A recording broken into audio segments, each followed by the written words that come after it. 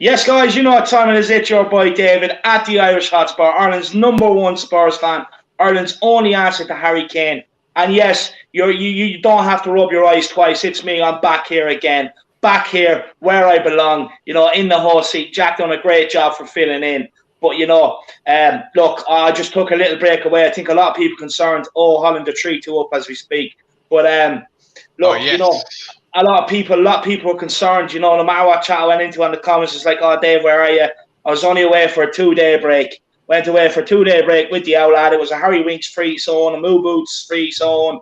It was absolutely brilliant and it was well needed. I'm back bigger than ever with more of a bite and a bang. That's all you can ask for. That's all you can ask for. And today we're joined by Jack and we're joined by The Bun and we will be joined by bobspur TV as well.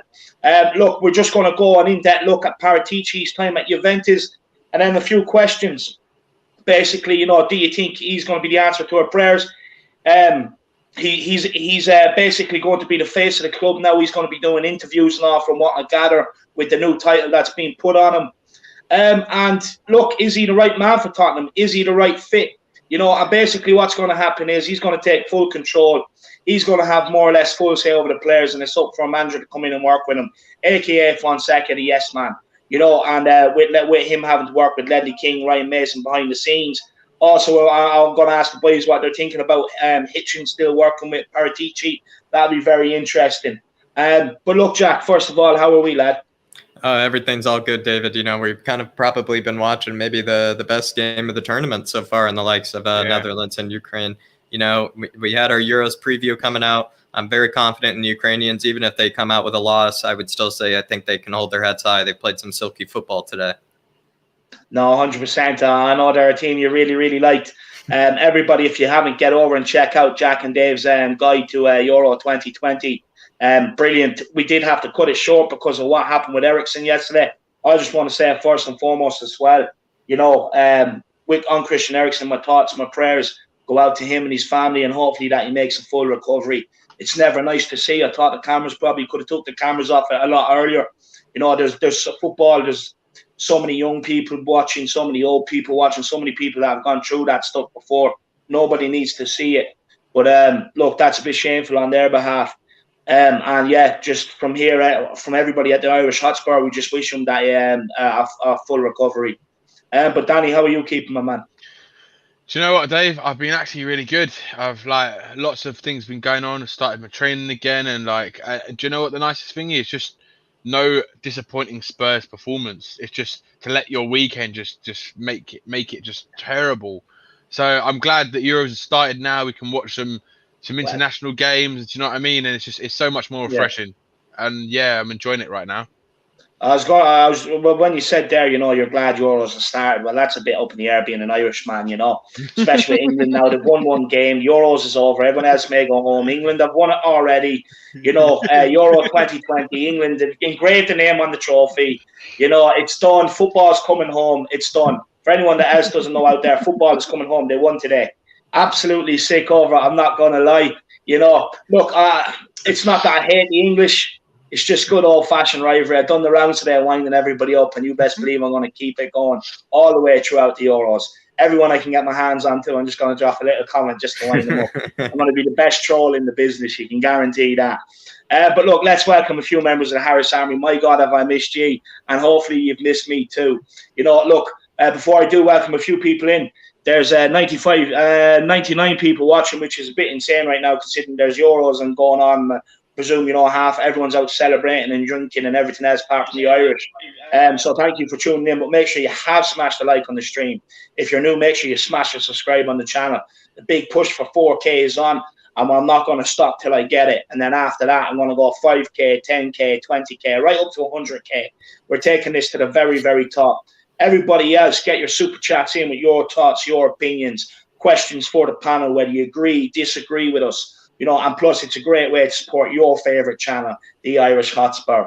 But look, let's welcome a few people in. We have Mr. K in the building. Big up, Mr. K. Derek Hutchinson. We have Mark. Big up, Mark. Lionel Messi. Look, I'm disappointed you haven't changed your name. Cristiano Ronaldo is the GOAT. But big yourself up. We have Sue Smith. Big up, Sue Smith. I hope you're keeping well. Bob Spur TV in the chat. You should be on. Big up, Bob Spur. Starsky 73. Good evening, the Harris Army. Hope everybody is well. We're all well on this panel, man. I hope you're keeping well. Jordan Stevens, Levy was chatting a lot of bullshit in that interview, and we know it. Yeah, there will be those fans that have fallen for it. Yeah, look, we will be touching on the Levy interview as well. Probably going to take the longest part of the show to get through, in my opinion. But yeah, I fully agree with you, Jordan Stevens. And any update have you?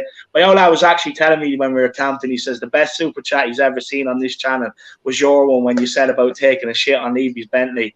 He said that's the best super chat to ever come in. So big yourself up, Jordan. We have Chris in the building. Big yourself up. Channel favourite, Joe Grimes. How you keeping, man? Hope you're keeping well. We have Robert Cameron only in the chat, less than a minute. Big yourself up, man. Dan N. Hope you enjoyed the time off there. Believe me, I did. I needed to reset, and I'm back bigger than ever. Amzo, big yourself up. We have Godfrey Drummond. Big yourself up as well. We also have Richard Bennett. Good evening, fellow Spurs fans. Good evening, yids out there. Good evening. Philip Brady, according to reports, PSG are paying 20 million for Aurier. They're mad, but bring it on. No, 100%. Absolutely delighted. You know, what more do you want? A good fee for a guy that can't kick a ball and really should be taking conversions for a rugby team or kicking for an NFL team as a part of a specialist squad. You know, so I'm absolutely delighted that, you know, Aurier will be going. And I suppose I will let the two lads come in on that now in a sec. But Philip Brady, yeah, it's great news. And on that respect, we probably do have to give Daniel Levy a bit of praise, really, if we're getting 20 million for a rugby player. Spurs Savage, yes, lads. How are we all doing tonight? How are you keeping, my man? We're all good up here. Who else have we got? We've got Sue Shant Regmi. The interview was so scripted, didn't any positive vibes except for maybe Levy's appreciation. Yeah, no, look, it was clearly scripted. You know, it was all a bit buddy. You know, probably sat there having a glass of wine beforehand, flirting with each other or whatever, as, you know, rimming each other, giving them all the nicey talk. Oh, you're great. No, you're great. Rubbing each other's back.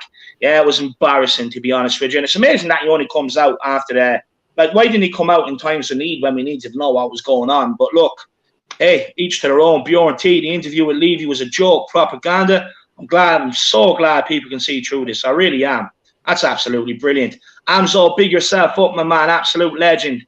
The moment Ake comes in on, it's 2-2. De Boer is one of the worst managers around. So Spursy. Yeah, he's not a great manager, and Jack alluded to that as well in the preview that we've done. We have Phil Atkin, we have Wayne Bonner. Big yourself up, Wayne Bonner. Absolutely enjoying the content yesterday. When we will be finishing that off tomorrow, my man, where we get through the last two groups. He says, was the Levy interviewing himself for a job? Seems like that. Well, empty council house, Enoch out, Levy out. Matthew Collins, big yourself up. He says, evening, Danny. Yes, he's your biggest fan. He wants to know what hair gel you use for the bun. Winks is listening in, so, you know, he'd probably be able to help him too. Joe 27, it was a 6-minute video of Levy talking shite, 100%. Alama, Jack explained Paratici perfectly the other day. No bullshit, just the truth. Well, he's going to come back today with even more analysis on the guy's business. Don't worry, Jack's bringing the insight. We have B Singh HD. We have to get it right. It wasn't an interview with Levy. It was a PR exercise trying to show that everything the board does is in the best interest of the club. Yep, 100%. Al Richie's, Dave, mate. How you keeping, my man? I hope you're keeping well. Leon Powell, good to see you. Brian Tagle, good to see you, my man. Big yourself up. But look, we'll Ronak Khanna as well. What's up, David? Loving the stream. Big yourself up. Thanks for loving it already. We haven't even got into the proper content, my man, but appreciate that. Rowan O'Donnell, big up David, Jack, and Danny. Yeah, we're the Peaky Blinders up here today. So, you know, if we do need you to get over and subscribe to maybe Bob Spur later on, it is by order of the Peaky Blinders, come from the head honcho, the Don Hotspur himself, a.k.a. me. So, you know, that's you just need to do what you're told. Big up Maria Williams as well. I hope you're enjoying that Ben and Jerry's. We always know, me and Jack know you always have a tub always kept in the fridge. Yeah, Yeah, no, Jordan. Yeah, look, I know Ireland aren't there, but look, we do tend to beat you when it comes around to major competitions. So maybe you're the one that's a bit bitter, Jordan. No, when he messing. Eamon Burns, what's this Gonzalez guy like? We tipped to get. Yeah, look, we tipped to get him last year and all this sort of crap, you know. So look, I don't know, lad. Dan M with a super chat, lads. Let's buy Dumfries this summer. What again, Jack? This is your forte. This is a guy you actually only said to me earlier on, you know. Yeah, this was a guy, Kieran and I from Let's Talk Spurs. This is a guy that I kind of shouted out as maybe the alternative to Zeki Celik, who we've been rumored with. With Dumfries, he's really physical, really strong in the air. I think he's actually has the best aerial win rate or something in the Dutch league. Really knows how to win a header. I mean, obviously he's missed a lot of sitters today, but at least he's putting himself in those positions, and then at least he's kind of causing pretty much more havoc than any other player on the Dutch side, I would say, today. So yeah, he's had a fantastic game. He scored game as well, didn't he? Yeah, exactly. He scored, but he missed a couple sitters earlier in the first half. And he's putting himself in good position. He's very strong, very capable, and I think he's valued around £15 million, I believe. So yeah, an absolute steal. He's a great player. I've been watching him as well. No, go on. No, you go. No, I was just gonna say, I've been watching him as well this season because I watched the Dutch league, and he's one of the ones. Him and Gravenberch, and there's another one at Ajax. There's a few of them in that league that have caught my eye, and he's definitely one of them. I mean, I know his name's been kind of floating around before last season a little bit, but when I've watched him, he reminds you of like that modern day right back, kind of like in a mold of like a Kyle Walker. Very similar kind of the way that Kyle Walker was when he came, was he coming through. And kind of, that's who he reminds me of. He just reminds me of like the Dutch version of Walker. But he's raw. He's got a lot to be coached. And if he gets the right coach who can coach him properly, then he could turn out to be a world beater, this kid. For me, do you know what I was thinking? If you have Regular on one side, because we've seen with Regular this season, he likes to get in the box and on the end of things. If you had Dumfries coming in doing the same from the other side, and you were going to go a three at the back, which is rumored this Fondley guy is going to do, it'd be brilliant, because then you can have them two getting in on the end of things. Like, the thing is, what you can't coach is someone having the drive and determination and the football brain to know where the ball's going to bounce and get in on the end of things. But what you can't teach is the finishing. So, it probably would be a good signing. One down the left, one down the right. It'd be absolutely perfect. But look, guys, thank you. In the words of Daniel Levy, patience is a virtue. I want to thank you for your patience. Just bear with us a little bit more, because we are going to get started now. Jackie is going to go into a bit on Paratici's dealings and signings here. Honestly, I couldn't believe Daniel Levy said that yesterday. Nearly fell off my chair when I heard it, and he spat me coffee out. I was like, you absolute shitbag. We've been patient for 20 years. 20 years we've been patient, and you're saying patience is a virtue with a grin on your face. The first person I thought of when I seen that was Brian Daigle. I was like, honestly, someone needs to text him, make sure he hasn't then died, because that's seriously alarming for someone like Brian Daigle to be seeing that. It really should be PG Brian Daigle, to be honest with you. But look, we're going to get into it, and we will touch more on the Levy thing. So Jack, do you want to start working us through? Yeah, absolutely, David. Let's take it away. We're moving into what I kind of maybe spoke about. I believe it was with David, where, with Paratici, I'm really delighted, absolutely delighted we're getting a director of football. I think he's absolutely, at the end of the day, a pretty competent director of football, but I've been a little concerned with maybe what I might say is a bit of an exaggeration or maybe overhype of maybe this guy, because I actually rate plenty of directors of football ahead of him. And so maybe this is what maybe the point of this kind of PowerPoint is really to put Paratici in perspective over his course at Juventus. So in 2010, he entered or came from, I think it was Genoa to Juventus in 2010. These are his incomings and these are his departures. So the players that he brought in and the players that he left. He, from the very beginning, I think they seem to have Ciro Immobile within their academy there. He kind of wrote off Ciro Immobile, I would say, pretty much right from the beginning. You could look at that as being kind of a negative, or you could kind of just look at that as being, he's probably way too young to maybe make the assessment. But he was within the Juventus academy for quite a long time, and he did kind of neglect him and kind of continue to put him out on loan and eventually sell him. He brought in Quagliarella, who's an absolute legend of the Serie A. Bonucci, brilliant signing. Andrea Barzagli for 270,000, brilliant signing. Milos Krasic, who I've really never heard of, to be honest. You guys maybe can jog my memory, but I've never really heard of him. I haven't. Spent 13.5 million. That was his biggest transfer that season. And then Jorge Martinez, who I'd also really never heard of either, of 10.5 million there, also one of his biggest transfers. So that's the first season. I would say, apart from Bonucci and Barzagli, I would say, like Barzagli and Bonucci, formed the back line, formed the basis of that side. So yeah, you got to look at it objectively. Did a great job there. But then the ones that he actually kind of spent maybe a bit bigger on, especially giving away a player like Diego, who I think is a world-class player, especially during that era in 2010, he was world-class. And he gave him away, to Wolfsburg, and spent that 13.5 million on Krasic, who actually never really ended up doing much for them. And I believe they only sold on about a year or two later. Moving on to the next season, you guys will probably start to notice the pattern here, but I won't kind of give it away. Alessandro Maitri, I think somewhat of a kind of like I don't even know, maybe like the Andy Carroll, maybe you could say of Serie A. I was going to say Fernando Llorente a little bit, but a bit worse. Maybe the worst, even worse Andy Carroll, I would say, of Serie A. Alessandro Maitri spent 13.95 million on him. Brought in Arturo Vidal for 11.25 million. What a signing there. Absolute brilliant signing. Mirko Vucinic, if I'm getting this right, I think he's that guy. I don't think I've heard of him, but I might be getting him confused with Vucevic, who I believe plays for Lazio. But this is Vucinic. Haven't really exactly heard of him. Hasn't really, I think, had a stellar career. People in the comments, maybe if David is looking, maybe they'll remind us. But yeah, I haven't heard of him. 13.5 million there. I remember him. Yeah, he wasn't he? There's a guy on Lazio named Vucevic or Vucinic. Yeah, he played for Roma.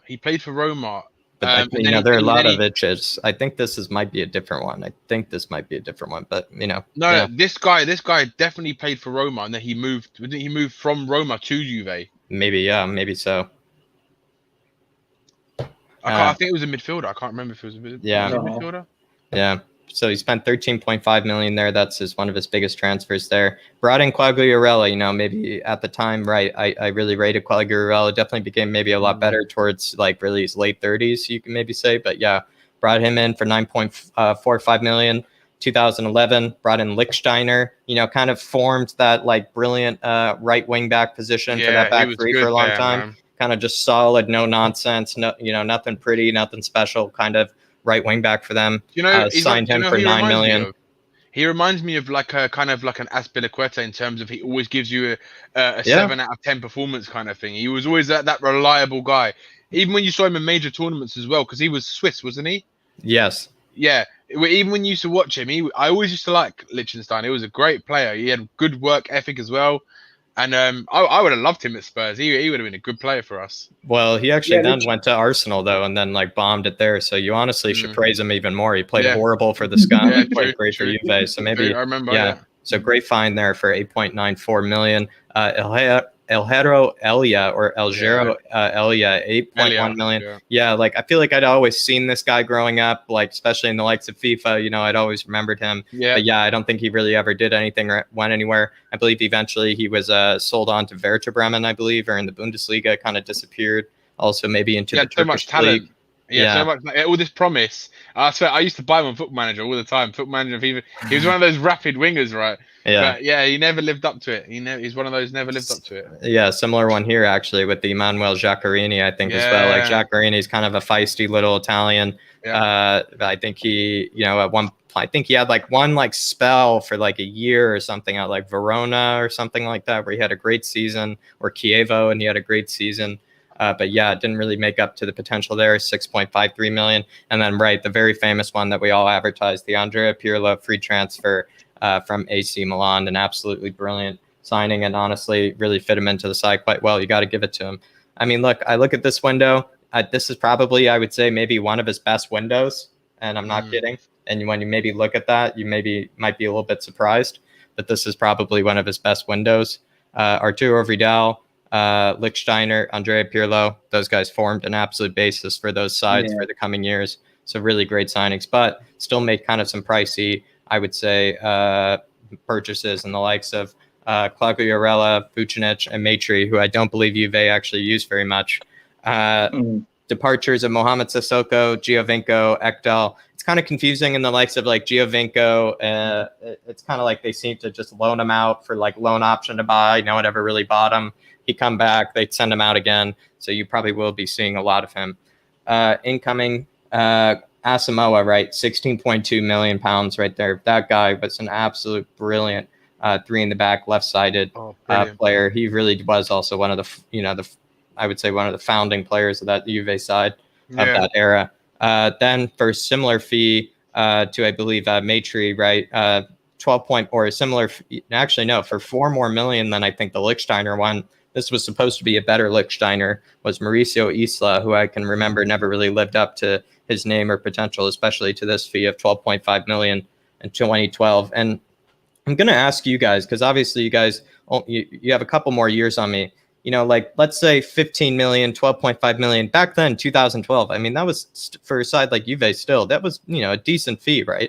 Yeah, it was still quite a bit of money. Yeah. Because what would you equate that maybe to the more modern market, like a 30, 40 million? No, I would have thought maybe add another 10 million to that. Maybe around 22, 10. 25.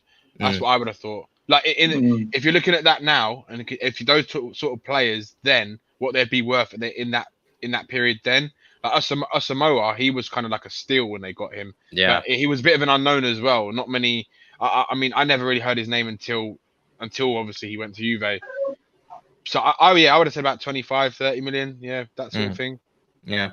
Interesting. Yeah. No, I think we got to put sometimes that into perspective because the market rate has changed so much since then. In and around this time, was this when Juve were only after getting back to Serie A? Because remember they got caught match fixing and they had to go down to like that was during the Del Piero days though, right? So and Del Piero wasn't in the squad in 2010, so it must have been about a year or two before that. Right. Yeah, because I didn't see Del Piero in the squad because I know Del Piero played with them during the relegation season.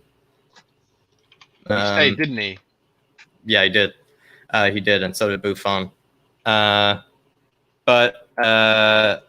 Moving on here. This is again a pretty decent window. So he brings in Asamoah, becomes a huge staple of the side. Spends maybe 12.5 on Isla, who they actually ended up never really using or really taking most advantage of.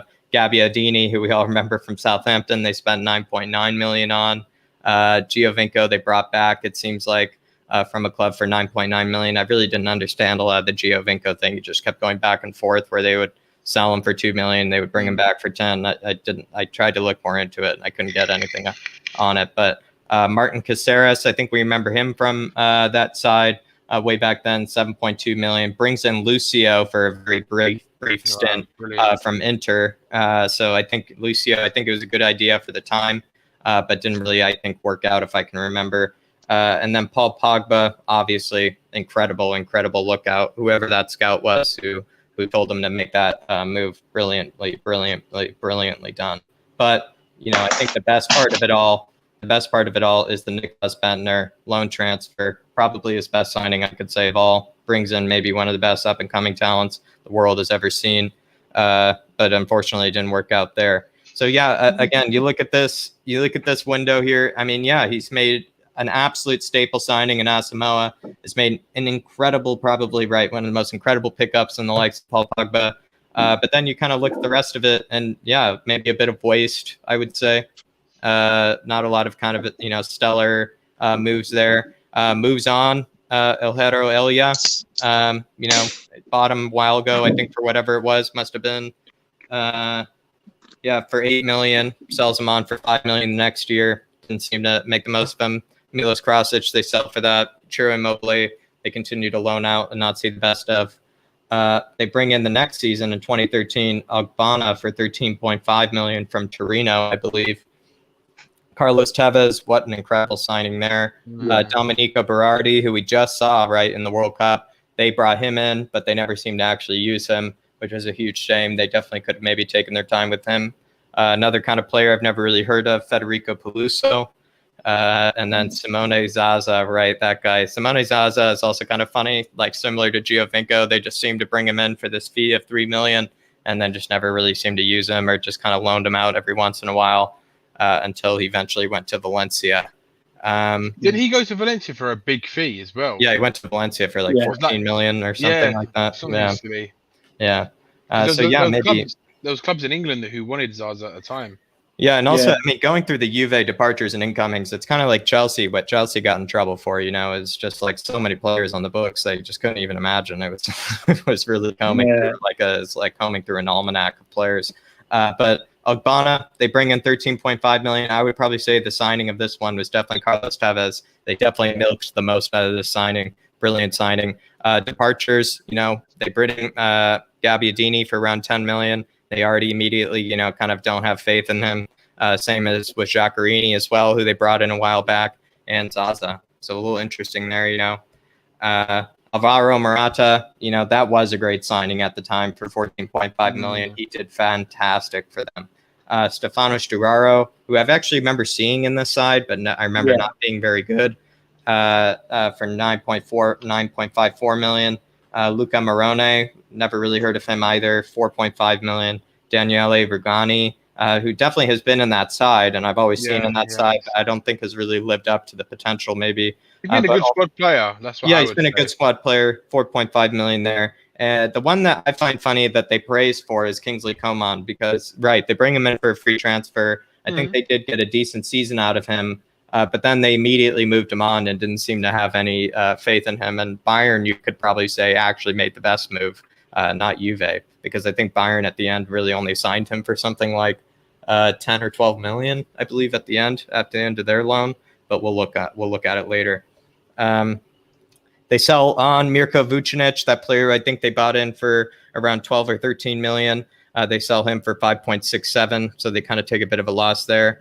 Federico Peluso, who we saw earlier, I think they just kind of sell back for practically the same price they bought him for.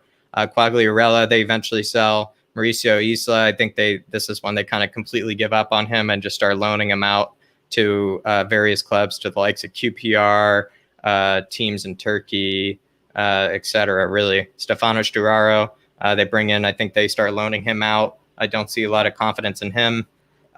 This is an interesting one of 2015, 2016. This is that year when they started to actually go to the Champions League final again with the likes of Mandzukic and etc. So they bring in Dybala, for 36 million. Honestly, incredible signing. I think it's hard to remember, but I believe he came in from, was it Bologna? It's hard to remember. Let me check. Dybala, is it someone like that? Either them Where? or Parma or something, was it? Parma, yeah. Palermo. Palermo, yeah, the pink shirted side. Yeah, the pink shirted side. So this is actually maybe also one of his best windows. Brings in Dybala. This is maybe when he starts spending kind of big, earlier before he spent, maybe kind of, I would probably say mediocre size amounts. Didn't really do so well with maybe those mediocre size amounts, but this is when he starts spending big.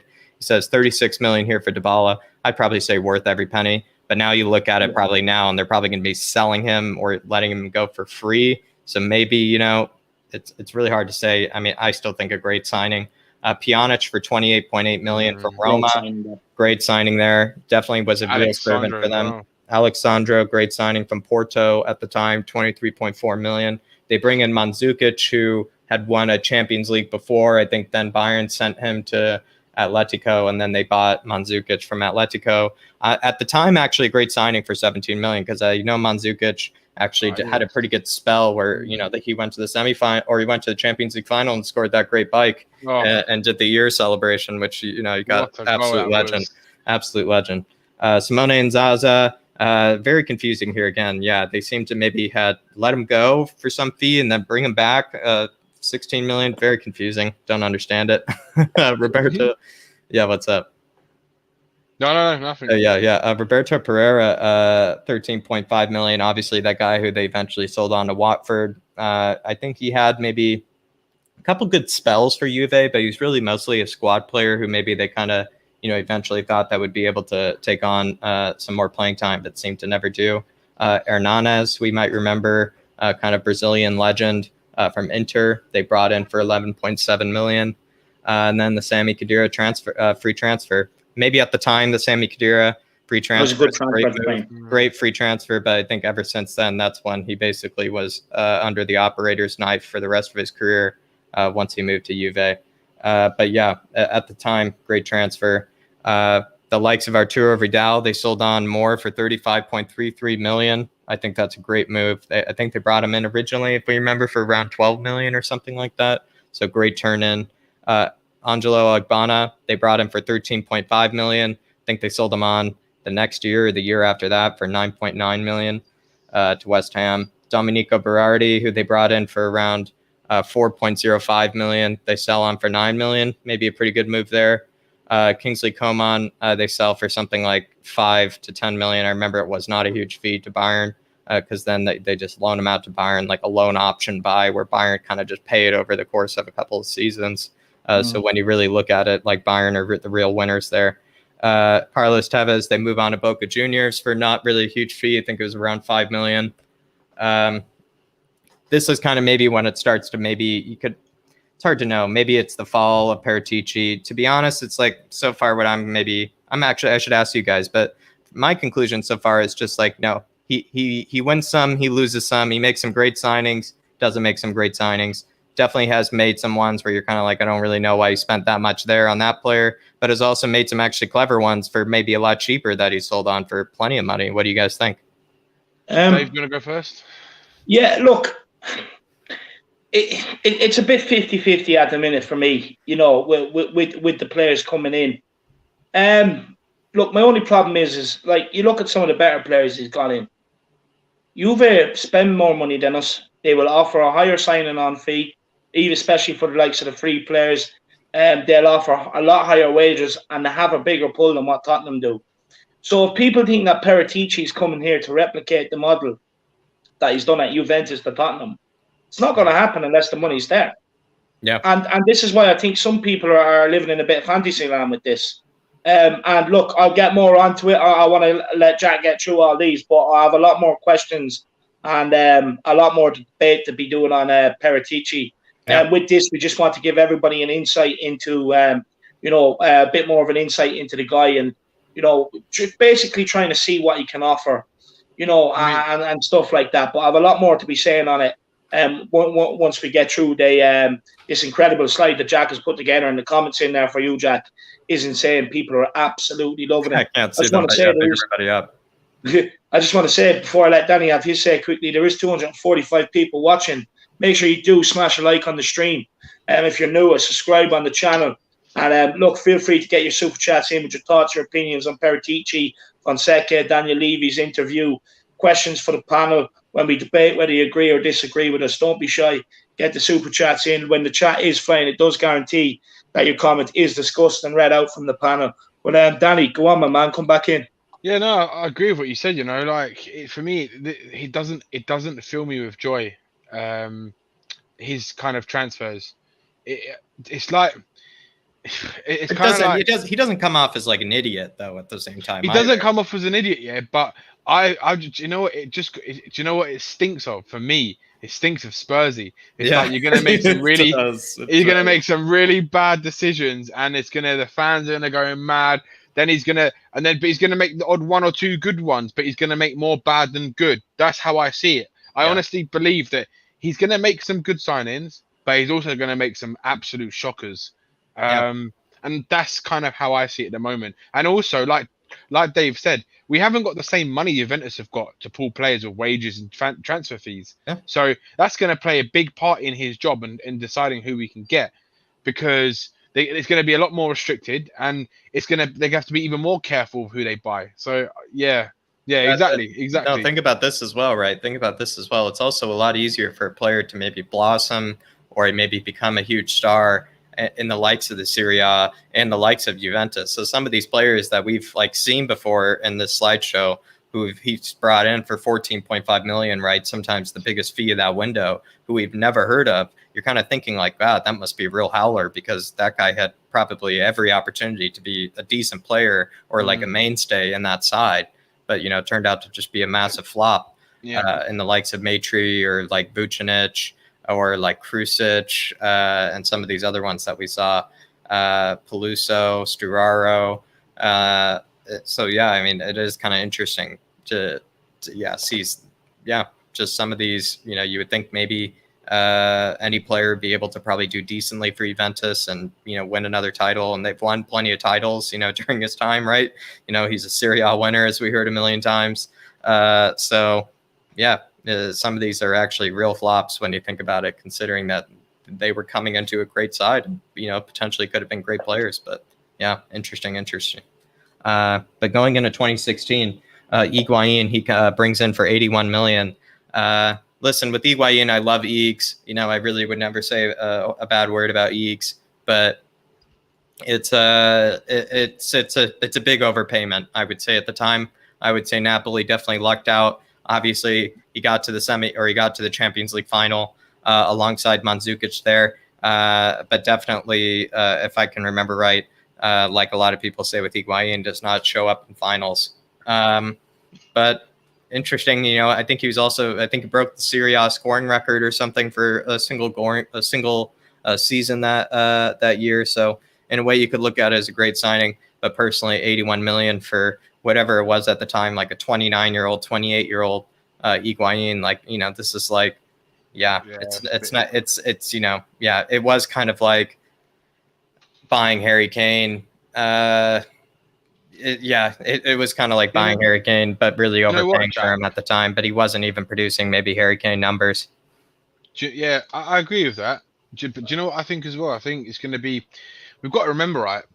Paratici, he hasn't sort of directed for a team in the Premier League, and it's very different bringing in players for a team in Italy than it is bringing in players to a Premier League, because the Premier League is the most intense, high octane, what's the other word?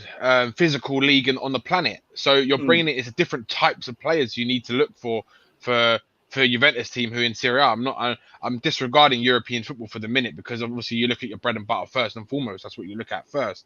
So and the thing is as well is they're going to probably want to target. Spurs are going to probably want to go back to the model they were trying to do before when they started to bring in Poch, where they wanted to go for young up and coming talent. They're not going to go for the 27, 28-year-olds. They're going to go for the 22-year-olds, the 19-year-olds, the 23-year-olds, that kind of market. See, Danny, that's the whole idea of bringing Paratici in. First of all, it's so that look, this guy is going to be the face of the business, right? Of the football and operations. So what he'll be doing is he'll be doing little interviews. If it's anything like what he's doing with Juventus, he'll be in there doing little interviews alongside the manager and everything else. So that he's not even a manager anymore. He's going to be a coach. Yeah. So basically, what happens is this guy identifies the players. Now, if Tottenham have a catchment range of we only sign between 18 and 22-year-olds. It's up to him to identify the best 18 to 22-year-olds and get them in. And the idea of that is that now that so basically he has full control of football operations. So basically now, whatever manager comes in here, they're only going to be a coach, because the idea of this model that we're going down now, right, is that he brings in players, and say if they bring in a manager, it doesn't work after 2 months, to get rid of him and they get in a new one. And these players so basically, it's in a way to try and protect the longevity of a club, because they don't want to go down a route of bringing in a new manager and having to back the manager, with what he wants and keep chopping and changing. So basically, 100%. With this route, it's aimed to keep Spurs playing the Tottenham way, playing football, being on the ball, being exciting, and for them to identify players and bring them in. And no matter what manager comes in, it's to adapt to that, and that they have to look when they're appointing managers, it's going to be managers that play the sort of style that Tottenham want to play, rather than mixing up with managers and backing the managers. So look, you can argue it's probably coming in. It's we're modernising in a way, but we have gone down that route before and it hasn't worked. Yeah, it's going to be that same thing again, Dave, where we know what's going to happen. I mean, look, us lot who know what Daniel Levy is about, it's going to get to a stage where they're going to need to spend a bit more money to get quality players. And then Daniel Levy's like, well, sorry, we can't do it. And then they're going to, we can't improve the team, because in order to improve the team, you need that extra step. You need to go the next step. You need to go and get the better player, not the one who you hoped who's going to be good, because you've got to a level where you can't sustain it, because you need to improve it with better quality. And until you push yourself and push the boundaries on what you spend, then you're never going to get there. And this is the same thing that me and you, Dave, and we're all saying is going to happen. The same thing is going to happen because, like you said, the coach is expendable. The director of football, they want to have him for a long term. And what's going to happen is the director of football is going to be the one choosing the coach because he's going to say, right, look, I want to see who can play this style of football, the Tottenham DNA, which is free flowing, attacking, losing football. So, yeah, so do you know what I mean? That's what they're going to do. This is the thing, though, Danny. Like, I'm just going to have this quick say. I'll take the super chat from Paul, and then we'll crack on with more of Jack's slides, and then we're going to have a full-on just debate and talk about it. But what was I going to say?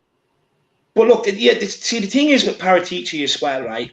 Like me, I wanted a director of football to identify players, you know, along with the manager, and work that way. I didn't want a head of football and operations to be hiring the manager and firing the manager, because what it is all this stinks of is Daniel Levy passing responsibility over. So if this manager doesn't work out or that, you know, it's Paratici's fault. He's the fall guy. He's now going to be what Daniel Levy was. Daniel Levy was the face of the business. He was the fall guy. He's paid millions to do so I don't feel sorry for him. But now Paratici is this new guy. But you can bet your bottom dollar that the book will still stop with Daniel Levy. It's also concerning that Hitchin is going to be working in beside him.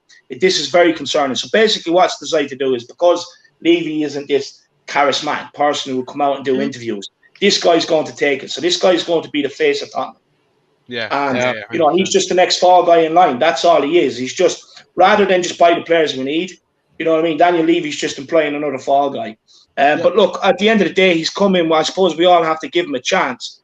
But I just don't want to be right. That's all I'm going to say. Paul Markey said, Paratici and Fonseca have difficult jobs to do for Spurs under Levy's restrictions and deserve support in trying to achieve success. Get behind them. No, Paul Markey, look, I agree with you. Like, when they do come in, ultimately I have to get behind them. But one thing I'm not going to do is not voice my displeasure at it. At the end of the day, we can't deny Fonseca will be a very underwhelming appointment. At the end of the day, we're declining year on year. I've said this multiple times over the last 6 months. We're going down the Arsenal route. They went through Unai Emery and managers like that, and all of a sudden, because they ballsed it up under them, you know, they were stuck with someone like Arteta. And we're now going down this route with Fonseca. But what's alarming is Arsenal are like 6, 7, 8 years into that. We're 2.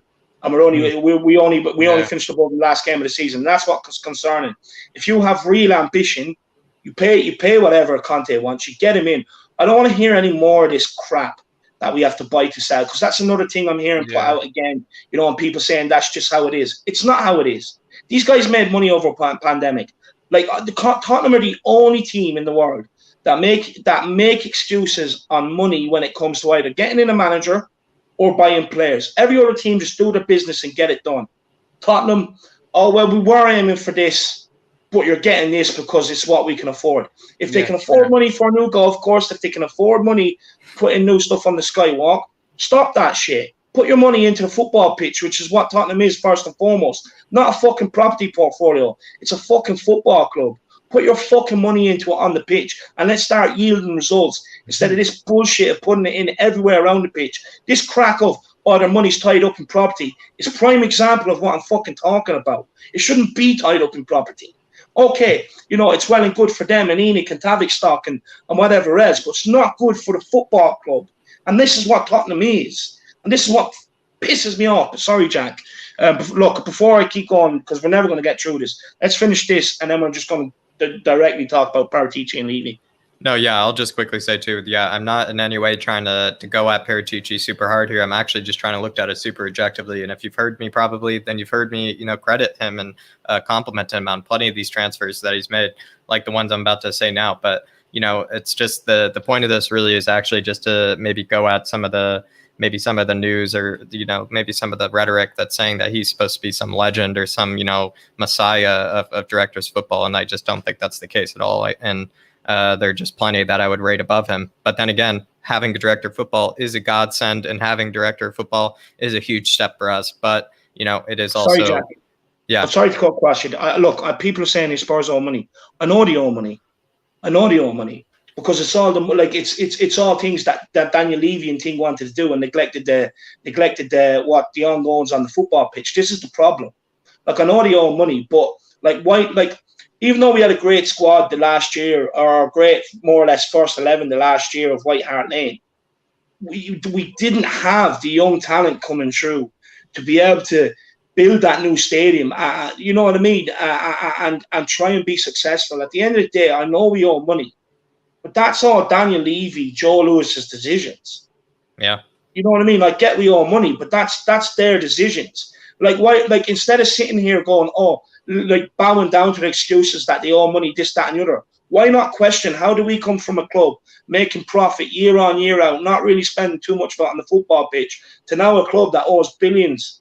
There's no one questioning this. This is the problem. We can all sit here and keep feeding into these excuses and go back and forth with these excuses. We need to start seriously questioning. Like, I know Daniel Levy was saying it's long-term debt, but it doesn't matter. If he goes, that debt is still on Tottenham, not on him. It's on Tottenham. And the people need to be concerned about this shit and wake up to it. But sorry, Jack, let's go. Let's keep flying on. Stop me now because I'm just going to keep going. Yeah, so he brings in, these are his incomings, his departures, 2016-17. This is an interesting year, I think. Brings in Higuain for 81 million. Love Higuain, like I said earlier, but a bit expensive for me. I think he was 29 at the time. Marco Piazza, Croatian international, really kind of like never really lived up to the hype. I know he was supposed to be some huge kind of young player from Dinamo Zagreb. They never really lived up to the hype. They bought him in for 20.7 million and never really used him. But they definitely saw a lot in him. But yeah, never seemed to play. Mattia Caldara, who I think we now know from Atalanta, they brought in for 17.1 million, but they never seemed to really use him as well. But, you know, maybe right with some of these signings, they, you know, it's the right idea, but they didn't end up really using a lot of them, and they did spend a fair bit for them. Mario Lemina, who we remember from Fulham, obviously a huge sensational talent always, but maybe also hasn't necessarily lived up to it yet. 8.82 million. Thomas Rincon, I would say similar. A lot of people supposedly rated him very high at the time, 7.2 million, but never lived up to it. Ricardo Orsolini, don't really remember him, 5.4 million. Dani Alves, free transfer, who I believe then was moved on later, but Dani Alves, free transfer at the time, I think was a great signing. I can't criticize it. Obviously, Paul Pogba, they brought him for free, and then he moved on for 94.5 million. Obviously, incredible turnaround money.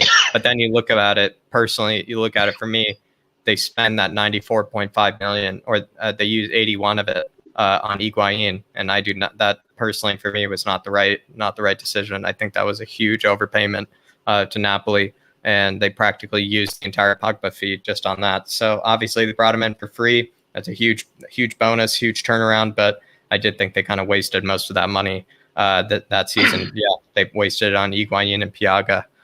So yeah, that's how you can look at it. Alvaro Morata, they brought in for 14 million. They move on for 27 million back to Madrid.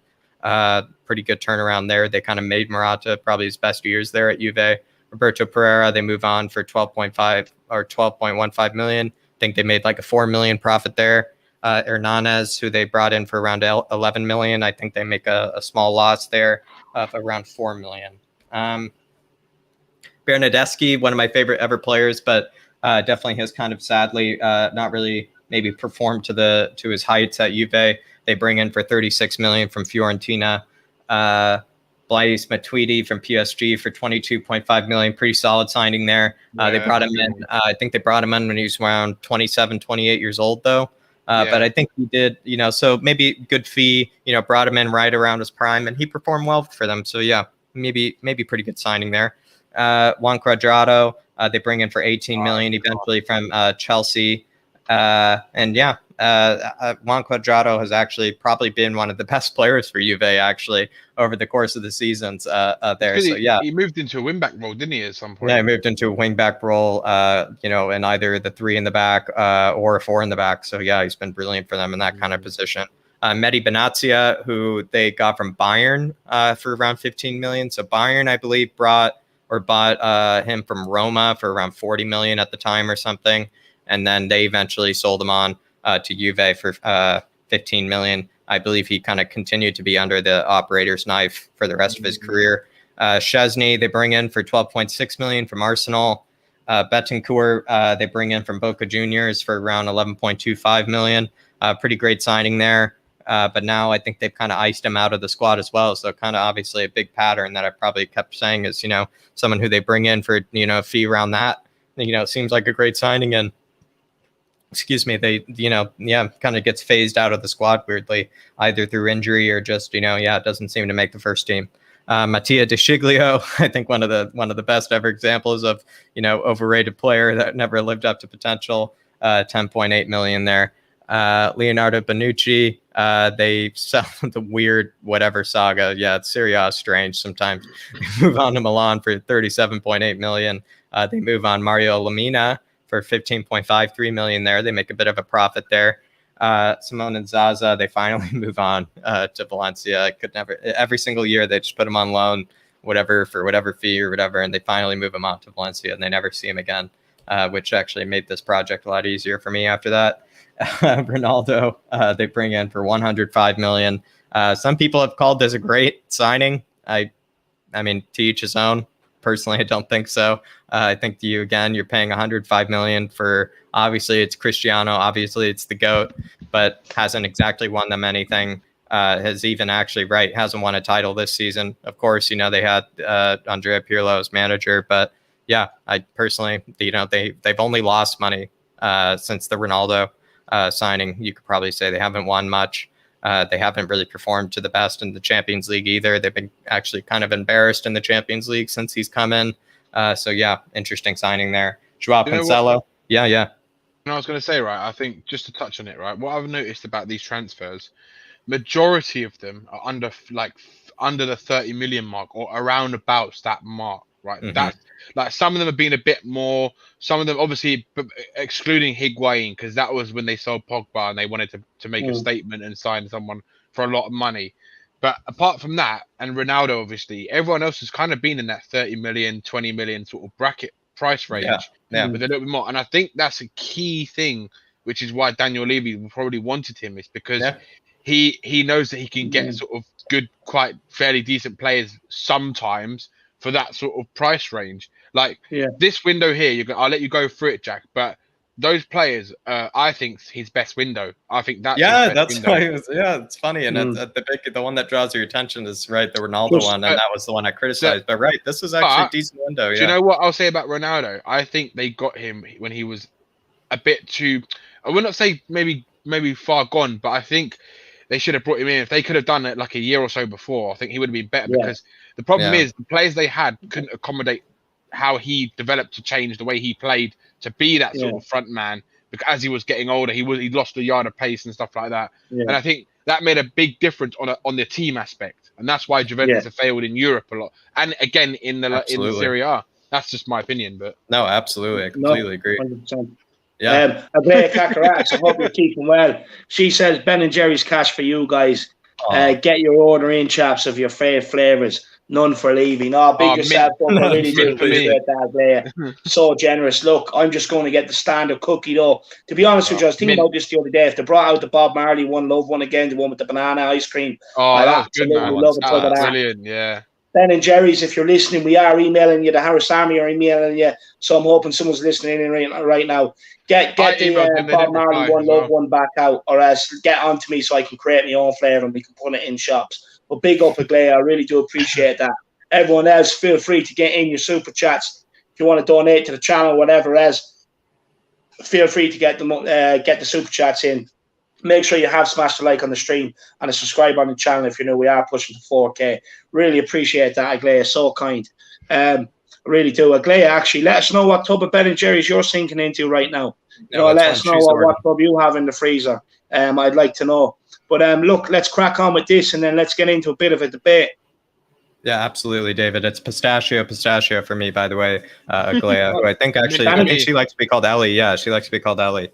But for me, Ellie, it's a pistachio. It's just pistachio flavored ice cream with heavy amount of pistachios in there. It's absolutely glorious. But Joao Cancelo, they bring in for 36.36 million from Valencia. Great signing, I think. I think what makes it maybe not so great of a signing is they move him on the next season and they kind of ice him out of the squad for some reason, despite him basically being the best up and coming fullback in the world. They sell him on the next season. They sell him on for practically double the price, or no, maybe I would say about maybe about 30% of the price they originally brought him in for. They sell him on for like 50 million, maybe decent profit, but they did sell on the best fullback in the world. So maybe not so great business there. Douglas Costa, they bring in from Bayern Munich for 36 million.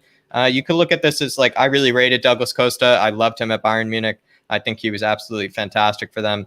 But, it is kind of, they were getting maybe the Douglas Costa that was maybe not at his best anymore. Maybe a bit expensive there, maybe a bit overpaid there. Bonucci, they bring back. I think he still did well, though. I think Douglas he did well, but he didn't do it as well as he did at Bayern, I would say. So that's what I mean. And so Bayern, you could say maybe did much better business in that likes because they didn't pay 36 million, if I can remember, for him. Bonucci, 31.5 million. They bring back. So I guess that's what is it? It's like a 5 million profit or loss. I can't remember. Very confusing. Was that after one season? Yeah, it was. Do you not remember that? That was so strange. Yeah, very strange. Yeah, I remember that. Yeah, very strange. Mattia Perin from I remember he had I think he was at Genoa. He had a really great season. They bring in. He's kind of been like their second choice keeper for a long time. They haven't used him. Emre Can, free transfer. Definitely been under the operator's knife a long time. But they bring him in on free and actually move him on for a decent fee. So actually maybe decent business there. Mattia Caldara, they move on to 32.76 million. They didn't really play him very much. They brought him in for around 17 million and they sell him on for 32. Maybe some pretty good business there. Someone who must have just come from their academy. I didn't even see him before. Mandragora, they sell on for 18 million. I don't know if you guys have heard of him, but yeah, I guess good business there. So yeah, for 18 million. Higuain, they let go. Benatia, they kind of just let go. Thomas Rincon, who they brought in for around 8 or 9 million before, they kind of just let go. Lichtsteiner on a free, Asamoah on a free. This is actually, I'll just say my last thing. Interesting that you would say a lot of these players that he's just let go for very, like, practically free or below 5 million, right? I would say is actually not great business, just because, you do want to look at it always as like, you always want to move on your player for a decent fee that, and never really a free, especially in the likes of Asamoah and Lichtsteiner. I think you would probably, despite them being great servants to the club, think it was a bit foolish maybe to let them go for a free. But incoming, they bring in De Ligt for 76.95 million. After that, Tottenham and Ajax and Liverpool Champions League season. They definitely got in a great center back. I wouldn't say they underpaid though for him. I think they definitely paid, a hefty price for him. I think it eventually will come true and be a great signing, but they definitely have paid a lot for him. Danilo, 33.3 million. I think that's probably one of his worst signings, to be honest. That's just ridiculous. What did they bring him in from City? I think for 33.3 million. They sold Joao Cancelo to them for 54 million, and they bring in Danilo for 33. I think that's pretty horrible, if you ask me. Kulishevsky, they bring in for 31.5 million. Supposedly, they might even be moving him on now to Spurs. Very strange. Christian Romero, they bring in for 23.4 million. Supposedly a great up-and-coming center back who I think, I think he's supposed to be a great up-and-coming center back. Pellegrini, his name is Luca Pellegrini, not Lorenzo Pellegrini. Luca Pellegrini, they bring in for 19.8 million. Mary Demirel, obviously the Turkish player who we're rumored with, they bring in for 16.2 million. Aaron Ramsey, the scummer, they bring in for free on whatever 400 billion pound wages. Rabiot, they bring in for free also on 400 billion pound wages. And then Cancelo, right, they let go for 58.5 million, right? So Cancelo, I just love Cancelo. I just think it's just an absolute shocker to let him go like that. I don't understand why that was. I really didn't get what was going on behind the scenes there. And to, spend most of that fee for a right back and then spend it on Danilo, someone who's, twice his age practically and nowhere near as technical, doesn't really make a lot of sense there. Spinazzola, who we remember from recently for Italy, they had him in their ranks and they sell him on for 26.55 million. Very class there. Moise Kean, who they obviously had in their ranks in the youth, they sell him in on for 24.75 million. Great business there. Emil Audero, who they must have also been in the ranks there, selling for 18 million. Sturaro, who has been kind of a flop for them, they They kind of leave for free, or Orsolini kind of practically for free. Emre Can, they move on actually for as a loan, and I think I'm going to check the next season. Yeah, so actually great business there with Emre Can. Luca Pellegrini, right, who they bought here for 19.8 million. They kind of move on to for loans and et cetera, kind of like what they did with Immobile. And then Marco Piacca, that guy who they bought for 20.7 million, they just continue to loan out and eventually just let go completely, I think, in 2019, 2020 here. So that was a huge loss for them. Artur, probably also one of the worst signings you could ever imagine that they've made. They bring in Artur for 64.8 million. I don't think he's even played many games for Juve this season. I don't even think the fans really rate him. A lot of people don't really rate Artur. He's just one of those. It's just one of those players. He's that Brazilian player. He's just one of those players that just seems to get all the hype in the papers and all the hype in FIFA and everything. But actually, if you ever watch him, he's pretty actually underwhelming and has never really showed up really ever. Like, he's just never lived up to these fees that he goes for. I would say has never lived up to them. And to be honest, like with the selling of Pjanic and then you replace Pjanic with Artur, who they paid more for. Yeah, absolutely. To be honest, if you ask me, that's pretty horrible transfer dealings. Nicola Rovella, they bring in for 16.2 million. Haven't really heard of him, to be honest. So maybe he'll blossom in the future. Rolando Mandragora, that guy who they sold on, they apparently bring back for 10 million. Murata, I think they bring back obviously on loan. Chiesa, like a loan transfer, which they'll eventually pay Fiorentina for. And then Weston McKennie, who they eventually will pay like a loan transfer of something like 23 million to Schalke. Good player, that guy. Yes, Good player. Chiesa and McKennie here, great business. You could say Chiesa and McKennie, great business.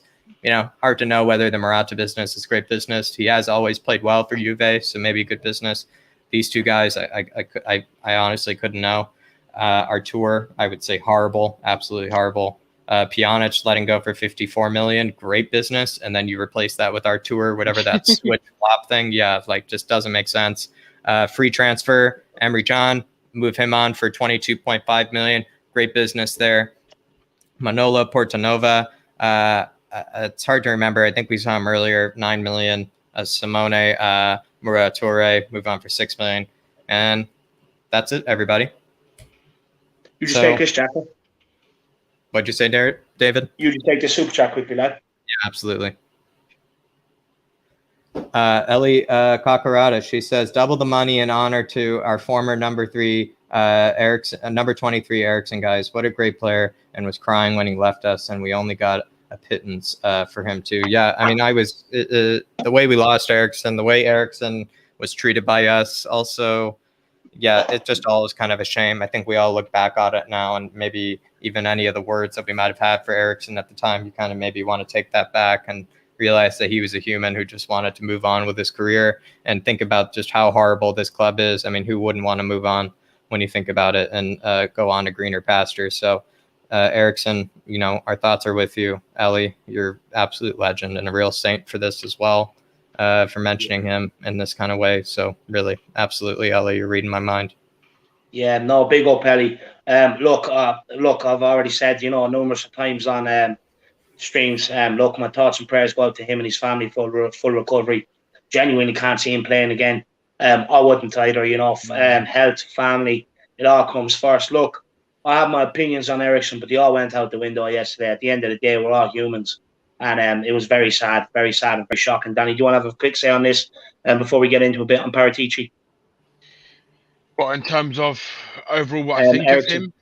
Oh, Eriksen, sorry. Eriksen, yeah, and Ellie's. Yeah, I mean, I said it as well when I was in the chat yesterday. It's one of the saddest things. I actually had a cry moment as well. And it's just, for me, I was just praying because his wife was standing there on the side of the pitch. And you could see that she was like helpless, and that was the most saddest thing, because knowing that he could potentially die on that pitch, and he's got 3 kids, and she's right there, and everyone's watching, and I'm just so glad that he came around and he was fine after it, and he was up in hospital, and he managed to, well, what we heard, a suspected FaceTime the team to tell them to play on and stuff like that, and I'm just so happy that he was able to pull through, because literally, like Bob said yesterday, and Bob's been through this, so he knows exactly what it's like.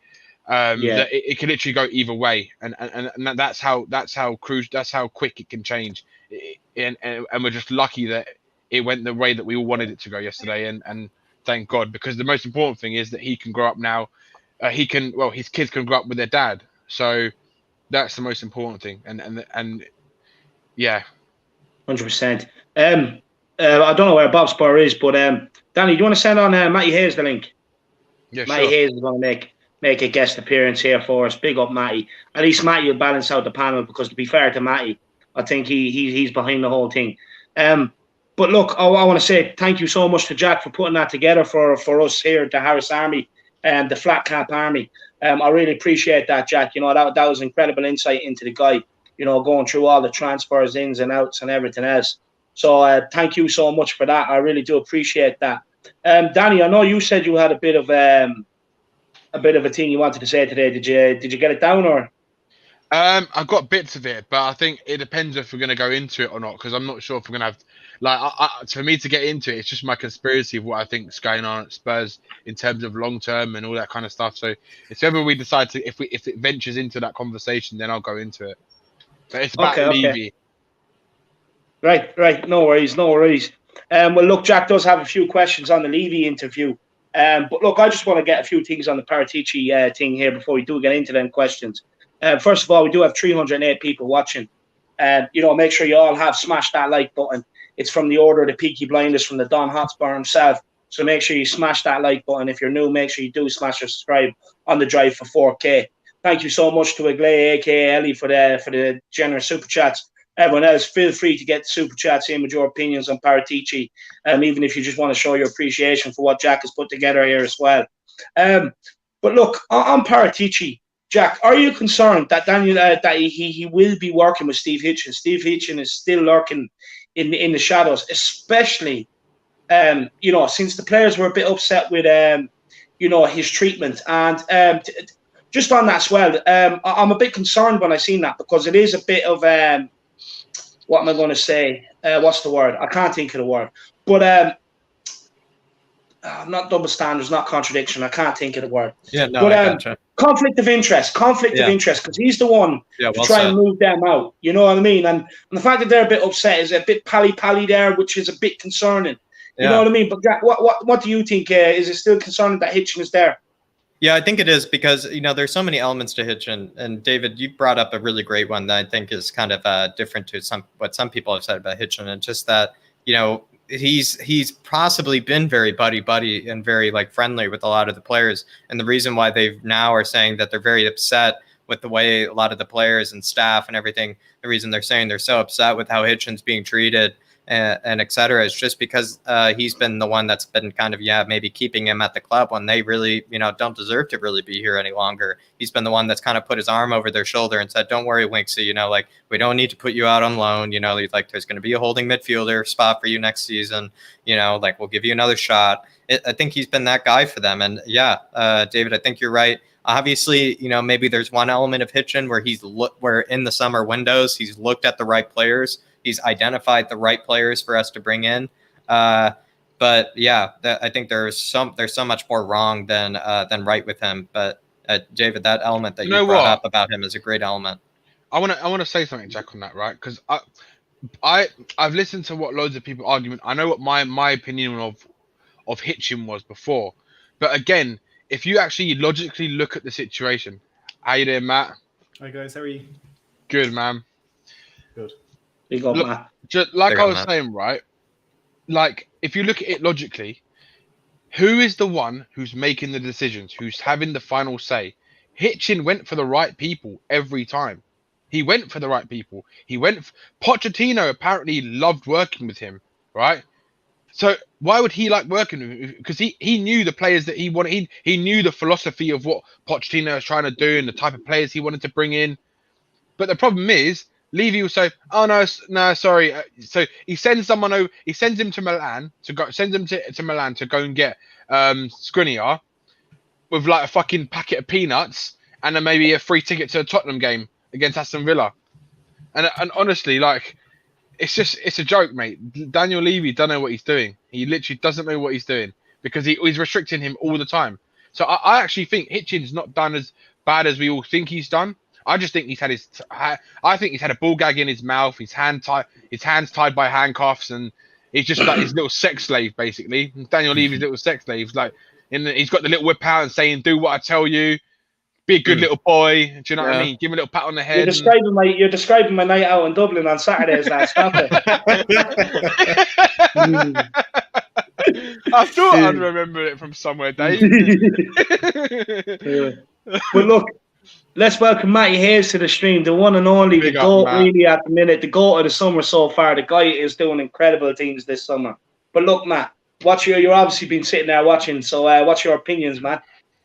I'll be honest, I only tuned in about 10 minutes ago. I was watching the Brazil game, but it was terrible, so I turned it off. But I just wanted to say, first of all, because I haven't been online since what happened yesterday, so I just wanted to say my little piece.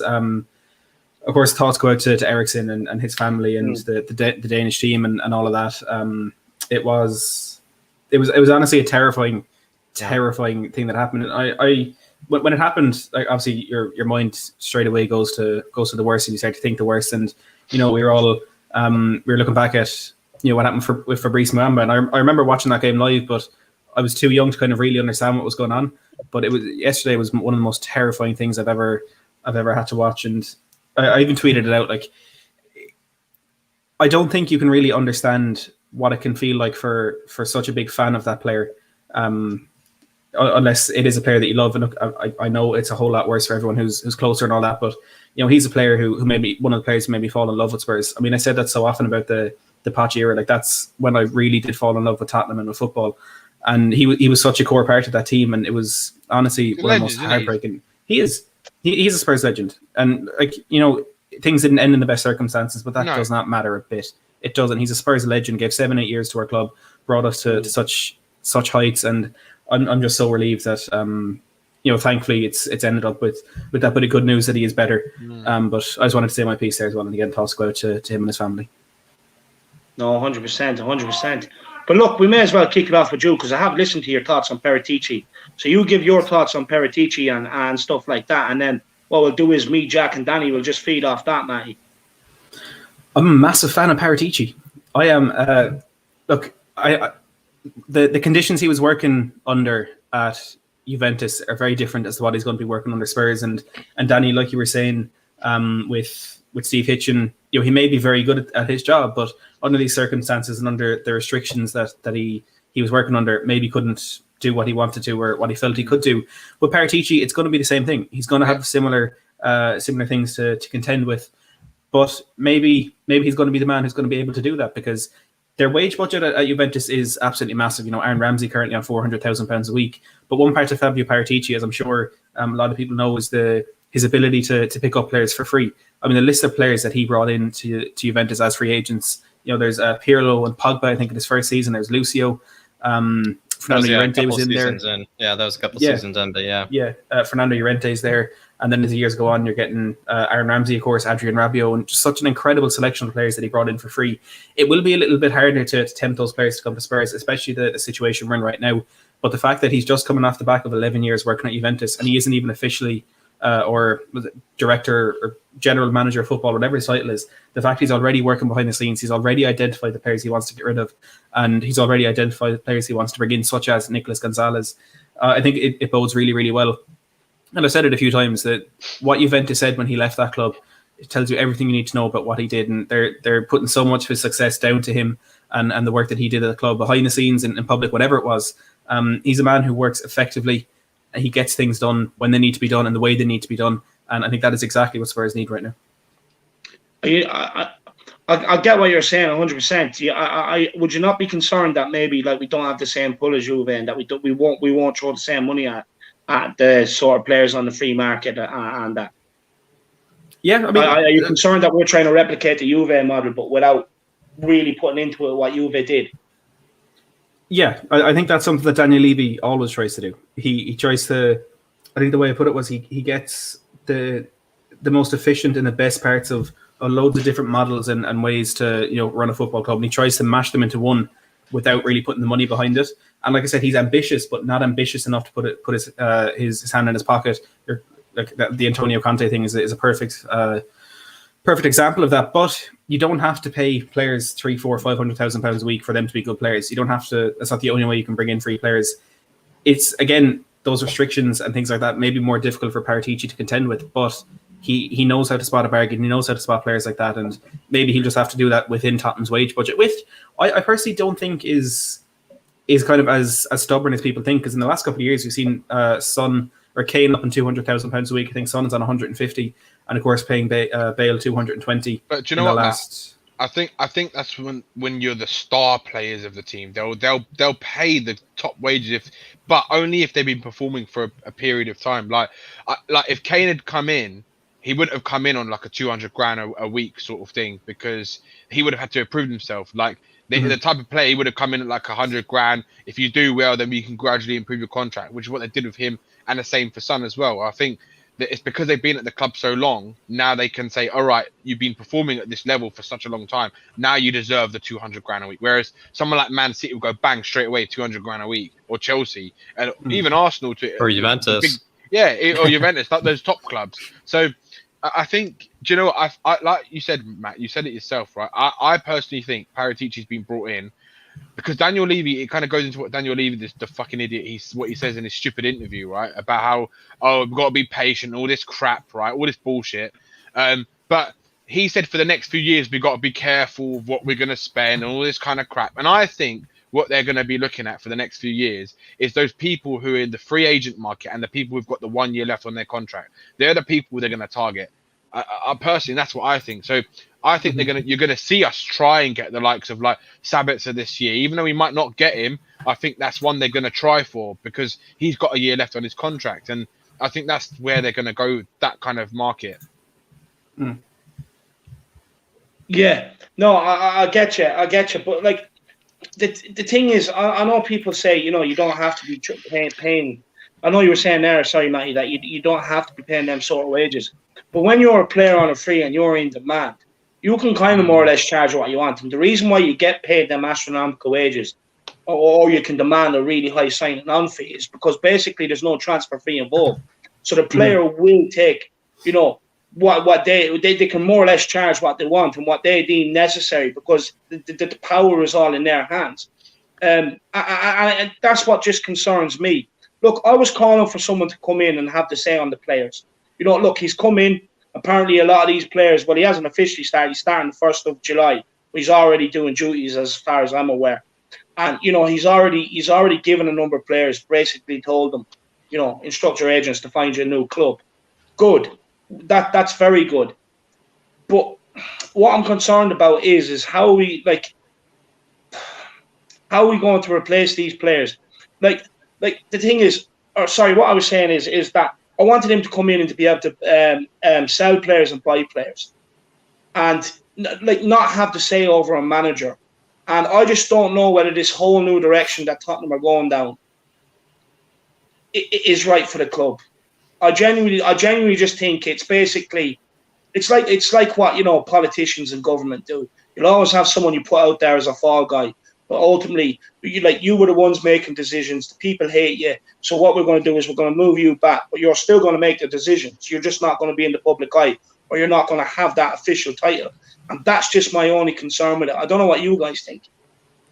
I just personally don't think he's as good as people think. And I also, honestly, I think he's made really poor purchases in the past. And the likes that, like I said, the Joao Cancelo one is really concerning. You buy him for $36.36 million. Then you sell him on the next year for $54 million, and then you're like, oh yeah, like great profit. But then you're really thinking about it. He's now become like practically the best fullback in the world. So you did sell the best fullback in the world for only £54 million, and then you replaced him with Danilo for $36 million, what you originally bought him for. So you think about all that expenditure and everything, you're not really making a lot there. They brought in Higuain for $81 million, and then only sold him on, I think, like 2 seasons later. So really, they only kept him for only 2 seasons in total, and they paid $81 million for him when he was 29 or 30 at the time. So even that alone, those are just 2 examples that personally I think he might not really be the best sometimes at like buying big and selling, or just selling to buy is really maybe a good example. Sometimes he does sell to buy quite well. Like the Emre Can one is actually weirdly, I think, some of his best business that no one knows about. Thought that was actually quite funny. And he brings in the injury-prone Emre Can from Liverpool for free, and then sells him on for whatever, 23 million the next following season, which I think is class. Obviously, the Pogba one is one we all think of. But yeah, they're just a lot of like pretty ugly ones, like really bad ones that really make you scratch your head. And to be honest, if I look at it in total, like I went through this today, I think he's plenty fine. I think he's great. I think he'll make some great ones, but I think there's definitely a high, strong chance he's going to make some howlers as well. And and maybe the only reason this is only coming out is just because we've been told, 9-time Serie A winner. We've been told all these things of maybe his perfection or maybe how great he's supposed to be.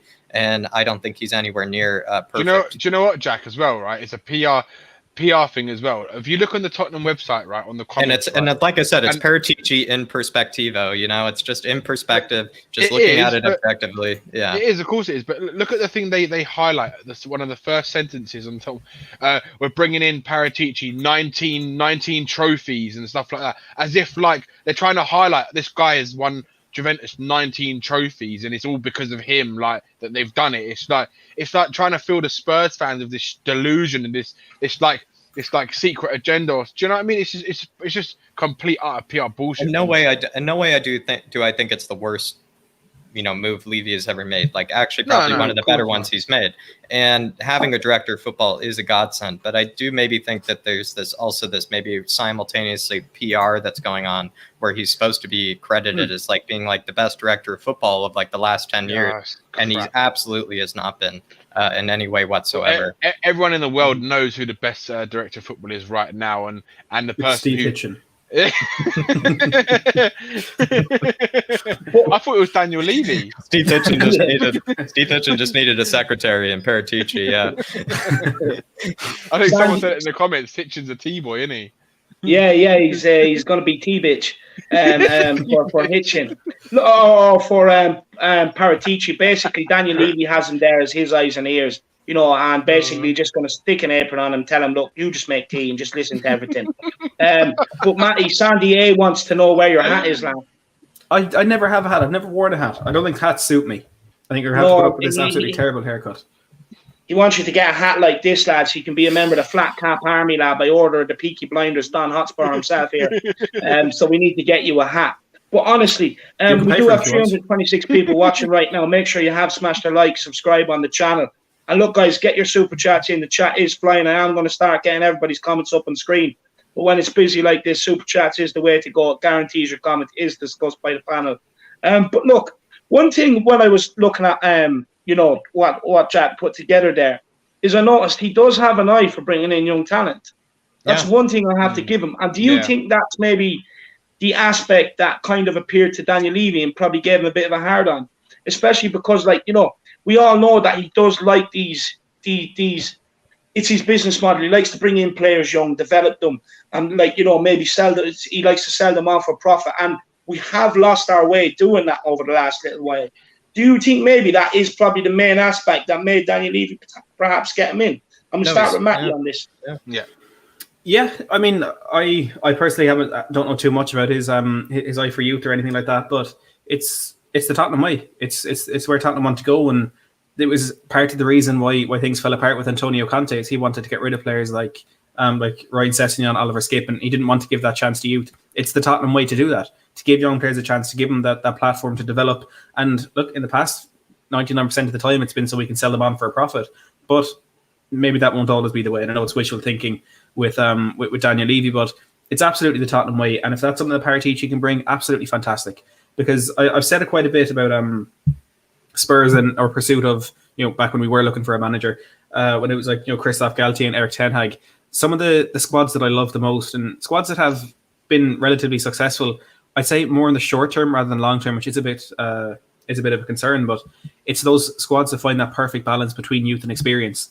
And, if Paratici wants to go out and spend 30-40 million on, a 29-year-old striker or a 30-year-old centre-back, fantastic. But if we can then balance that with the youthful exuberance of these players that he picks up, you can look at that that Ajax team that got to the Champions League semi-final. You had the young players like Andre Onana, Matthias de Ligt, Frankie de Jong, Donny van de Beek, David Neres, and then you had that mixed nicely with the experience of Daley Blind, Dusan Tadic, Klaas-Jan Huntelaar, and it worked together so well. And at Lille this season, you had a lot of young players like Jonathan Bamba, Zeki Celik, Sven Botman, Mike Magnan, and then the experience of Burak Yilmaz, Jose Fonte, and a few more in that squad as well. So if that's a model that Spurs could be going down, it worked really well for us under Poch. And maybe it wasn't to the same extent because we didn't have 18, 19, 20-year-olds. It was kind of more, Dele Alli was there, but it was kind of players who were a bit older but not experienced. And that was the kind of youth we went with them. That would be a brilliant way for Spurs to work. And again, it is a bit of a concern that could be more of a model for short-term success because, Ajax, since that Champions League semi-final, haven't really done much in Europe. I think they're down in the Europa League again this year. And Lille, I can't imagine, are going to retain their league untitled. But look, I mean, I've said it a lot. If we win one league and do nothing for 10 years, my God, I'd take it. I would take that. Yeah, I would take that. I would. No, I was saying to Dave just before the stream, mate, I would do anything above international rewards for international teams. I'd rather see Tottenham win a Champions League or a Premier League than see a national team win a title. For me personally. My love's more with Tottenham than international teams. That's just me. Yeah, no, I'm 100% the same. 100%. Look, everyone that's saying Matt didn't get the hat memo. No, it's not that Matt didn't get the hat memo. Matt decided he'd be gracious enough to spend a bit of time with us and giving up his time, even though he's moved out, so he can, let loose and enjoy himself. So big up, Matt. Instead of saying why didn't Matt get the hat memo? Look, big him up for coming on. That's what I say. But look, a lot of people do say that at his time at Juve, when your man Morata, or whatever you want to call him, the CEO kind of left, that his signings went downhill. Jack, what do you make on that? I have no idea actually when his CEO left him. But to be honest, to answer your original question, Dave, about the youth, it's kind of funny with the youth. I think he's identified a lot of people that have become great talents. But weirdly, it's like he's either sold them on for maybe a cheeky kind of double the price, not a huge expense or a huge profit, but tiny profits here and there. But a lot of these players, he's actually you never really saw break into the Juve team, and maybe obviously that's not his fault, but it is kind of interesting. He's brought in the likes of Ciro Immobile, Domenico Berardi, Ogbonna, Gabbiadini, Giaccherini, Zaza. That guy Marco Piacca was that really interesting one for 20.7 million, who never really seemed to break the first team. Kingsley Coman, he brings in on a free, but doesn't really actually get played very much at Juve, and then gets sold on to Bayern practically the next year. So I mean, he's good at identifying the talent, and he's made some cheeky profits on it here and there. But it's funny is that a lot of these players have never really actually played for the first team. Really, Mario Lemina, another example. Mattia Caldara. It's all very interesting. Some of the youth players he's identified, good players, but never really seem to play. Yeah, 100%. Danny, what's your thoughts, man? I like Matt's new hat. Brilliant, absolutely brilliant. I fit in now.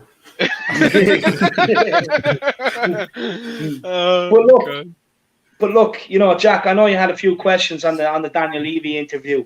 Right. Did you want to put them to us?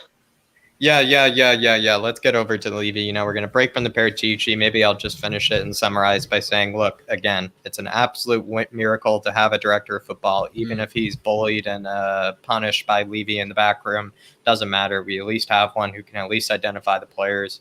And to be honest, maybe get a bit of a better price and tell Levy that this is the right price for whatever player we're getting. So yeah, it's just maybe what I guess the whole point of it all was just maybe there's a bit of propaganda about Paratici being, a bit better than what he really is, I think. And so, yeah, but let's move on to that Levy video. And maybe one of the first ones, maybe nice and easy, bit of conspiracy, put on your tinfoil hats. What do you make of the timing of the Levy video? I'll go quickly and we'll pass around the panel. Look, for me, it's PR, isn't it? When things are going well, you have the direction, you get in the Paratici, you get in Fonseca, the curious, foreign name to come in, wear skinny jeans, he's modern, this sort of crack. it's brilliant. It's perfect timing for him to come out and do an interview like that, isn't it? Really, yeah. Because like the thing is, for me, I want more of a leader. I want someone, and this is what I keep saying. The lack of leadership at board level is what you're seeing. There's lack of leadership on the pitch, and I want a leader. I want someone who's going to come out and be brave. Especially in the times when we've been lurking around there. You know what I mean? Like, it's all well in him coming out and saying, basically what he was alluding to, Conte rumours were false, this, that, and the other. It's all well and good coming out and saying that after you have your men in place. But why didn't you say that when the season ticket renewals were up for that? Why didn't you say it then? I wonder why. Obviously, because he wanted people to renew it. Of course, he's not going to come out because it's good for business, isn't it? So he can. It's kind of like the whole interview was like, leave me alone, sort of thing. I'm doing my best, But honestly, like I said, if he wants to sit there and say, papers like to do this, to do that. But when the season ticket renewals are up for that, come out and tell us it's false. Come out and tell us. But he didn't. So he can sit there and cry all he wants and everything else. For me, honestly, I think it's just. This is the problem with some of these elite people. They put this PR stuff out there thinking that people are going to buy it. But after a while, when you've been exposed so many times, people can see through what you're doing. And this is what's happening with Daniel Levy. It was, in my opinion, it's been a complete PR disaster. Why not come out when we're in search of a new manager? Let us know what's going on. That's a leader. You learn some respect like that. Come out and say, look, we're exploring this, and this. We'll keep you updated. None of that. He sat back and kept tight, kept quiet. Let all the rumours go around. So for me, I think it's just a PR stunt. And personally, I think it backfired because what I noticed is he spent the longest time talking about, why we couldn't spend money. The questions he focused on more was money than anything else in that. And that's what concerns me again. And it was all why we can't do this, why we can't do that. Very concerning. Like I said earlier on, what we need to be questioning is how have we gone from a club that's been self-sustainable, making profit every year, to now a club who has the worst debt in Europe, according to Daniel Levy, albeit long term. Well, if they sell up next week, that's left on Tottenham, not them. You know what I mean? So, this is what's concerning. Why are we not sitting here and saying, then why are we the most in-debt club in Europe? How has it gone from one scenario to this scenario? You can keep blaming pandemic. Obviously, it's going to have a Dave. He even said it when he started talking about the debt. He even said, "But don't worry, because we finance all of our deals." He said it clearly that the way they finance every single deal is so that it doesn't put them in debt. Essentially, so he's kind of just contradicted himself by saying, "Yeah, we've got the highest debt, but don't worry, our debt's fine because the way we finance it's fine. It won't hurt us." Yeah. So it's just like, well, then if it's fine, why don't you fucking spend some money in the team? Yeah, and also, I mean, David, the good little soundbite, I think. Good David soundbite, I think there that summarizes Levy's video is really just like, get off of me, get off my back. I'm doing my best, and that's really, I think, part of even the mantra of even part of the Levy inners, if I might say, actually, it's just like, don't get off his back. He's doing his best. He's a good businessman. He's trying to do the best with he has his hands tied behind his back, weird, funny logic. But yeah, I think David does a good little soundbite there because that's exactly what his tone is coming across the whole time is, get off my back. I'm trying my best here. I know what I'm doing here. But yeah, I mean, maybe I'll go to Danny here. I mean, just quickly, I'll be honest. What you really wanted to say is the rest of you are all fucking idiots. Just leave me doing what I'm doing. I'm 10 times smarter than you. I know what I'm doing. The rest of you plebs, shut up. That's what he really wanted to say. He can't say it, but that's what he feels. You know what I mean? You're all nobodies. You haven't a clue. Just shut up and let me be Daniel Levy and let me ride this club. Hey. And like I keep saying, the problem is why is all our money tied up in property, golf courses, new attractions on the skywalk, when we're in absolute dire need on the pitch? Like when you see Sanchez being memed, eating grass, and with circus music, it's time to invest in the squad. It really is time to invest in the squad. When you buy in a right back and he puts in one game against Leicester at the end of the season, and then comes out after and says, "Oh, we could have done better under Jose." No, don't get me started. When you have Serge Aurier who can't kick a football, Sissoko who can't do the basics, you have Harry Stinks who's been hanging on the coattails for 8 years now. He's been absolutely shit. He lives off one game against Real Madrid. You have Moon Boots who tries to be Toby Alderweireld and there's nothing like him. Nothing like him.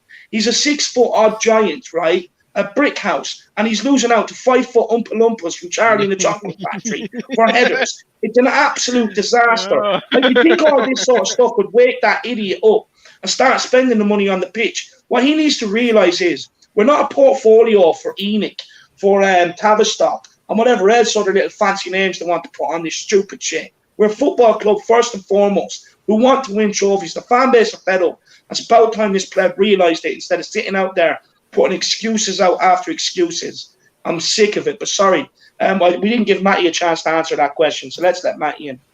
Yeah, Matty, I mean, put on your tinfoil hat. I mean, is there anything we can take from the timing of Levy's kind of release of this video? So that's 2 hats I didn't know I had to bring tonight. I apologise.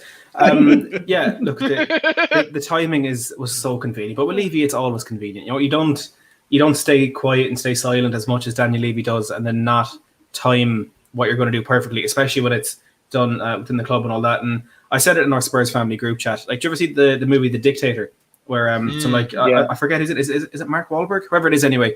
This American chat show host goes over to North Korea to interview Kim Jong Un, and James he's like, Franco, James Franco, James that's Franco, it. yeah. And he's like, he's giving him the questions before the interview, and it's all that, and it's the most scripted, propaganda-ridden piece of crap you're ever going to hear. Yeah. And do you know what? I won't lie. There was part of it I was listening to it. I was thinking, oh, this actually sounds good. This sounds good. And then I remembered who I was listening to. He knows how to lie to people. He knows how. Manipulator. He absolutely is, and that's the scary part, because I think a lot of the kind of debate that's been lately, it's not trying to change Levy outers to Levy inners or Levy inners to Levy outers. It's getting those Levy on the fencers and kind of getting them to pick which way they want to go. And this sort of thing can sway them in the direction of Levy in. And look, I've always said it, and I know a lot of people don't agree. I do genuinely think Daniel Levy at heart has the best interest in Tottenham in mind. But when it comes to some sort of decision between money or Spurs, he just can't help himself but go in that direction. Yeah, and he maybe just doesn't have the ability and doesn't have the knowledge to actually do what he's trying to do. But the timing of it was all too convenient.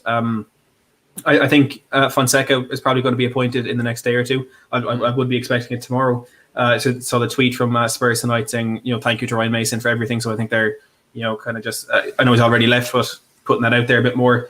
And PR again. It's all PR. It's all PR. Every little bit of it. Everything that Levy says, everything that comes on the Spurs Twitter, it's all PR. And there's no way Levy would have said anything yesterday if it wasn't absolutely the perfect time to do it. Yeah. Like you said, Matt, you summed it up. It's convenient. Also, Paratici video comes out, and then within an hour that video comes out, and then probably tomorrow we're going to get another video of Fonseca being announced and stuff like that.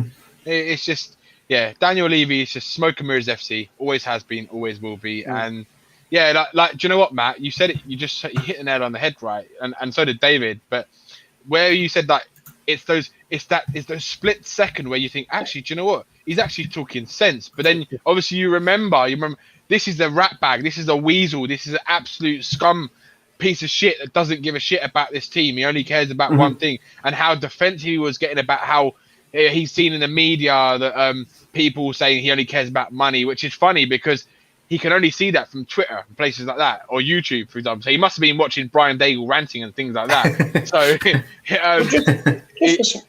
just as well. Sorry, Danny. Go on. A bit of a soundbite moment here, if I may claim. But look, the thing is with Daniel Levy, right, is just touching also on what Matty was saying there, right? Yeah, of course he's a Tottenham fan.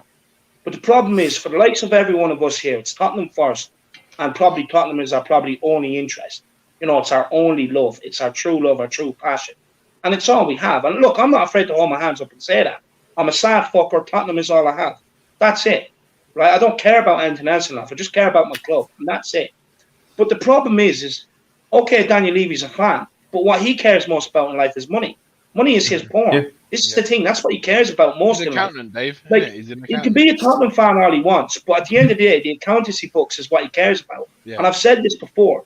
He's trained. He's specifically trained to never deviate from the numbers. Numbers do not lie. But if he's a fan, like Crystal Palace released the thing there on Amazon, right? Your man Simon Jordan, clear fan. Now there came a moment where, Dougie Friedman was like, look, we need more money. We need more players here. Put it in. And he didn't want to do it. Like he was saying, look, I'm a numbers man, numbers this, that, and the other. But he done it and he got the rewards. Within 3 years, he got Palace promoted. You know what I mean? And he got the rewards out of it. And this is the thing. This is what Daniel Levy needs to do. Take a leaf out of his book. Put the fucking money in. And this is the problem. This is the problem with Daniel Levy. I get it. He's a fan. But he doesn't love Tottenham the way we do. Yeah. His numbers, it's like Gareth Bale, right? Gareth Bale's Gov, Wales, Tottenham, right? Daniel Levy is money, Tottenham. Yeah. And that's it. And that's the problem. That's the problem. I get he's a fan, but start acting like a fan. Just a quick super chat here from Kuva99. That's the trouble, David. We're not a football club first and foremost. We're just an unique investment. The group matters more. And soon the NFL franchise will too. Dark times ahead. We won't matter. No, we won't. And just to anybody that is I understand Levy is trying to generate the money side and everything else, but then put it into the club. Where's the money gone? This is the thing. It's like the stadium for me was more built for the NFL so that, they can come over and have their day out, and the English fans of the NFL can go down and woo and whap and whatever else they want to do. You go to the NFL games for free. It was there for Lady Gaga to come on with the stupid black stuff around her eyes and look stupid singing whatever song she sings. You know what I mean? It's more like for Anthony Joshua, the absolute specimen. What a man, by the way. To come and fight at Tottenham Hotspur Stadium. That's what the stadium was more built for, and that's what pisses me off. But sorry, I'm going to shut up. Jack, let's go with the next question if anyone has anything to say there. And quickly, people, feel free to get your super chats in like Kuva has, like Ellie has, like Paul Markey has. Feel free to get the super chats in with your thoughts, your opinions, questions for the panel, whether you agree, disagree. When the chat is hopping like it is, it guarantees your comment is read out. Was anyone else anything to say there? We'll move on to the next question. Yeah, just kind of touching on that super chat, right? So I'll try and brief exactly what I sent you the other day, David, because I haven't done it properly in bullet points. But essentially, what I think the long-term plan is, and you've got to remember something, right? So Joe Lewis is the majority shareholder at Spurs, right? He owns just over 50% of the club, and Daniel Levy owns, I think, is it 30 or 20 something like that. So he's the majority shareholder. If Joe Lewis decides to sell the club, right? If he says, I want to sell the club, that's it. My mind's done. I want to sell. Daniel Levy's got no choice, because no matter what, the majority sharehold will be sold if that's what he wants to do, which means the person who would buy that share comes in and they've got the majority decision. They've got the right to decide what they do with the club because they are the majority shareholder.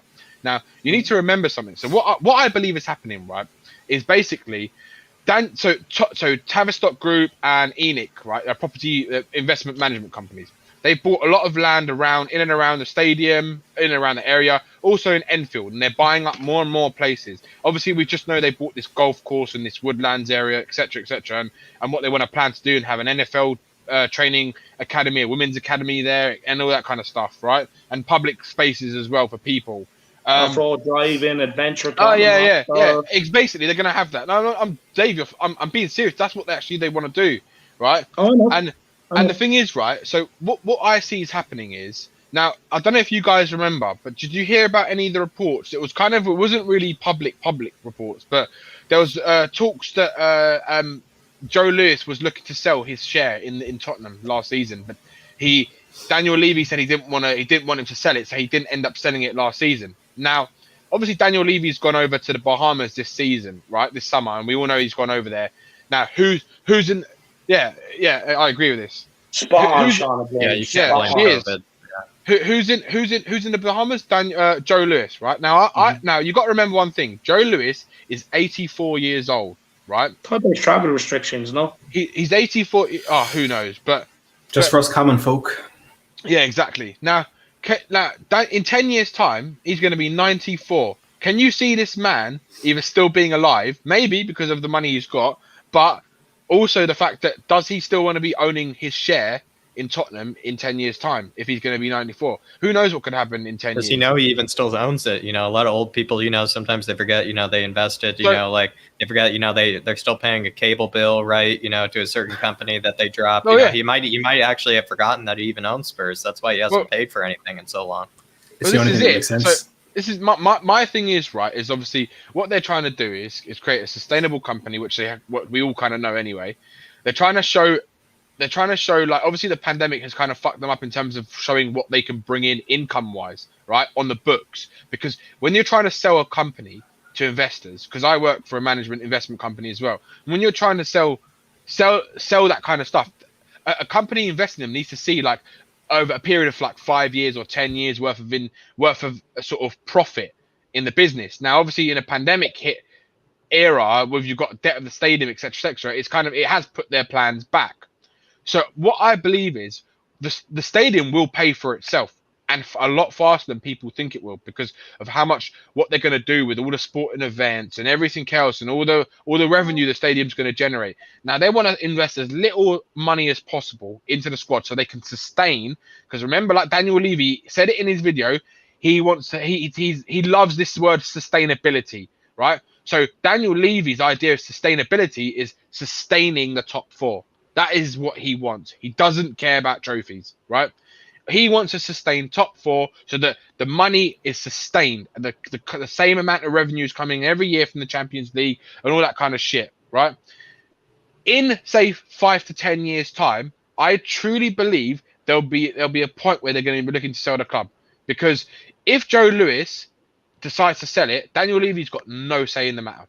And no matter what, a majority shareholder will buy his share in the club if he wants to sell it. And I think what they're planning to do is that if you look at all the things they've done, so they're trying to get naming rights for 20 years. They've got a Nike sponsorship deal, which was for 15 years, which is a long time for a shirt sponsorship, right? They've got 13 years left on that. Yeah, and if they say in 10 years' time they decide to sell the club, or in 7 years, they're still going to have quite a long time on all of those kit sponsorship deals and stuff like that. Now, if you've got a naming rights for the stadium and all that kind of stuff, and you say we've got like 5 to 7 years of you're earning 300 to 400 million or more a year, right? When you put that to an investor, they're going to be right. We can see potential in this business, in this company. That's when you can look to sell. They can't look to sell now because they haven't got everything in place. They're also building the golf course, and once that's done, and all the other stuff, all the properties and all the 1,000 homes they're going to build as well, which we've heard they're going to build that as well. They're building a property portfolio so that when time comes, they've got a massive sell on, but they're also going to still own quite a lot of the land around Tottenham, which is what Tavistock own. So it looks like, guys, for my honest opinion, we're going to have to kind of live with this for the next sort of 5 to 10 years until Levy goes. And the only way we're going to win trophies is if we get lucky, like we did with Poch, but we go that next step. And that's the only way. What you're saying, Danny, is that they're using Tottenham Hotspur to build their own portfolio, property portfolio. They're using it, right? They're using it to do that, right, Dave? Because what they want to do is Daniel Levy's the numbers man. You said it yourself, right? So what they want to do is, once they get to that point and Joe Lewis is ready to sell the business, Daniel Levy can't buy the majority share because he's not a billionaire. He's just a rich accountant, right? He's a millionaire. Yeah. So he can't afford to buy the majority share unless he sells it for like a stupid amount, like a silly amount to Levy, which is never going to happen, right? Yeah. So if he does sell it, it's going to be someone who can afford it. Now, what I think will happen is, I think the Levy will obviously be part of that one who brokers the deal, and I think what they want is they want to be known for like having the world record takeover bid for any football team, and that's what they're doing. They're building it up so they can get to that level when they can sell it to an investor. It's going to be the biggest takeover ever of any football club, and that's what I think is going to happen. It won't be anytime soon, but I reckon in the next sort of 7 to 10 years, I've kind of my ballpoint figure. 100%. Just before we get on to the next question from Jack, and Paddy Harnett says, a question for all four of you. We'll just take this question quickly. He says, on another channel, it was said by 3 Spurs fans that they would take Spurs getting relegated if it meant Enoch gone. My question is would you take that? Me personally, the last thing I ever want is Tottenham to be relegated. I wouldn't be to that extreme. I really wouldn't. Look, for me, first and foremost, I just want Tottenham to be successful. And no, I definitely wouldn't take Tottenham being relegated. That'd be one of the worst days of my life. Yeah, I guarantee, even if we were relegated, do you think Daniel Levy is going to sell the club then? I don't think so. They'll just sell their assets and restructure the money they're losing. That's it. That's what he does. He's an accountant. So we're still going to have Levy. So I'd rather not. I think if you're at the point of wanting Spurs to be relegated in order to get rid of Enoch, I think you've crossed that line will you now hate ENIC more than you love Tottenham? And that's not what we're about. I love Spurs more than I love or hate anything else. Yeah, exactly. So I don't even have to think twice about it. I wouldn't take that. Agree. Well said. 100%. Jack, fire away the next question, man. Yeah, absolutely. This is kind of that one part of the interview where, Levy's kind of talking about some of the managers he's been rumored with, and, like that one moment where he says, the fans gave us 30 managers, like a 30 manager list to look at. So what do you make of like kind of his dismissal of all the managers he's been rumored with, and kind of maybe shouting down, so to speak, at the fans, saying like, it's only real until we have the photo. It's only real until we say it's real. All the managers that we've been rumored with, we haven't even spoken with, like, things like that. What did you make of all that? For me, look, if it's only real when they announce it, well then don't use and abuse it when it suits you. Like I said, when season ticket renewals are coming out, instead of letting fans get their hopes up and sitting there really thinking that something big is about to happen, instead of using it to get past the season ticket renewal dates, like I suspected was probably the case, come out and disclaim it then. Come out and further yourself from the rumours then. But he didn't. Look, these guys abuse the media when it suits them. Yeah. They use it when it suits them. And then they want to take it down when it suits them. And that's the problem. He can sit there and, cry about all this he wants, but don't use it when it suits you. It's that simple. Like, the thing is, I genuinely didn't think the fucker had the bollocks or the balls on him to literally let that happen so blatantly. I really didn't. I thought it'd be absolutely stupid of him. But somehow, he's got away with it. Nobody's even talking about it anymore. He's put out this new interview. Everyone's forgot about that. Nobody's talking about it. So in a way, you could probably say it's probably genius and it's worked on his behalf. But look, I can see right through the fucker. I can see right through him. Look, the thing is, I don't hate the man. Right? I don't hate the man. He's a human being. He's probably a good guy at the end of the day. But what I hate is what he's doing to Tottenham and the constraints he's placing on Tottenham. That's what I hate about it. Like, because at the end of the day, I just want to see my team win trophies. I just want to see quality players on the pitch week in, week out. Everyone works, from Monday to Friday, and sometimes overtime on a Saturday to be able to afford to go to the game or to be able to afford Sky Sports and BT to watch the games, or stuff like that. And what he needs to realise is like, we do all that just to watch our beloved club, and he's just pissing all over that. He couldn't give a shit about the working class man. Couldn't give a shit about the people that have to work 6 days a week just to be able to watch Tottenham, just to be able to afford the extras, to watch Tottenham after they've paid their rent and whatever else, or mortgage or anything else. He couldn't give a shit about that. And that's what pisses me off about the man. That's what pisses me off about him. And you can just see right through him. And until that changes, look, if he could reform himself and change his ways, I'd give it a shot. I'd give it a stab. You know what I mean? But, like, unfortunately, I've just been let down by him too many times. Just way too many times. I just want to make that clear. I don't hate the man. I hate what he's doing to Tottenham. It's two different things. Yeah, it's two different things. That's a really good point there, David. But yeah, maybe we take the super chat quickly from Jordan Stevens before I ask Matt here. Jordan Stevens, big yourself up though for the super chat, and good to see you here. He says he loves to operate in private, yet he had very reliable journalists basically confirming Conte is a done deal. That wasn't very private, Levy. Yeah, Jordan Stevens, you're actually kind of segueing really well here. Just quickly on that. What was I going to say? Confirming Conte. Alistair Gold, right? He obviously has links in the club. Me personally, I actually think he's a lot closer to the club than what he lets on. That's just my personal opinion. And for me, I genuinely think someone was in the club. It was told in the club, put it out there. You could see how pissed off Alistair Gold was. He felt let down. He felt like he was lied to, and he felt betrayed. Yeah. So honestly, I'd probably. I agree. I agree with what Jordan's saying here. He had very reliable journalists put it out. He's probably told them to put it out there. So you could see the reaction, and he looked let down and pissed off. So, he's probably fucked them over too. Always smoke and mirrors to this club. It's always smoke and mirrors. Every little thing is a PR masterclass from Daniel Levy and the Tottenham team. Every single time it's always, and you're right, David. Alistair Gold, you've never seen him look so pissed off in all of his all of his time of doing YouTube videos and tweeting and stuff, and he just looked like he could be betrayed. Do you know what I mean?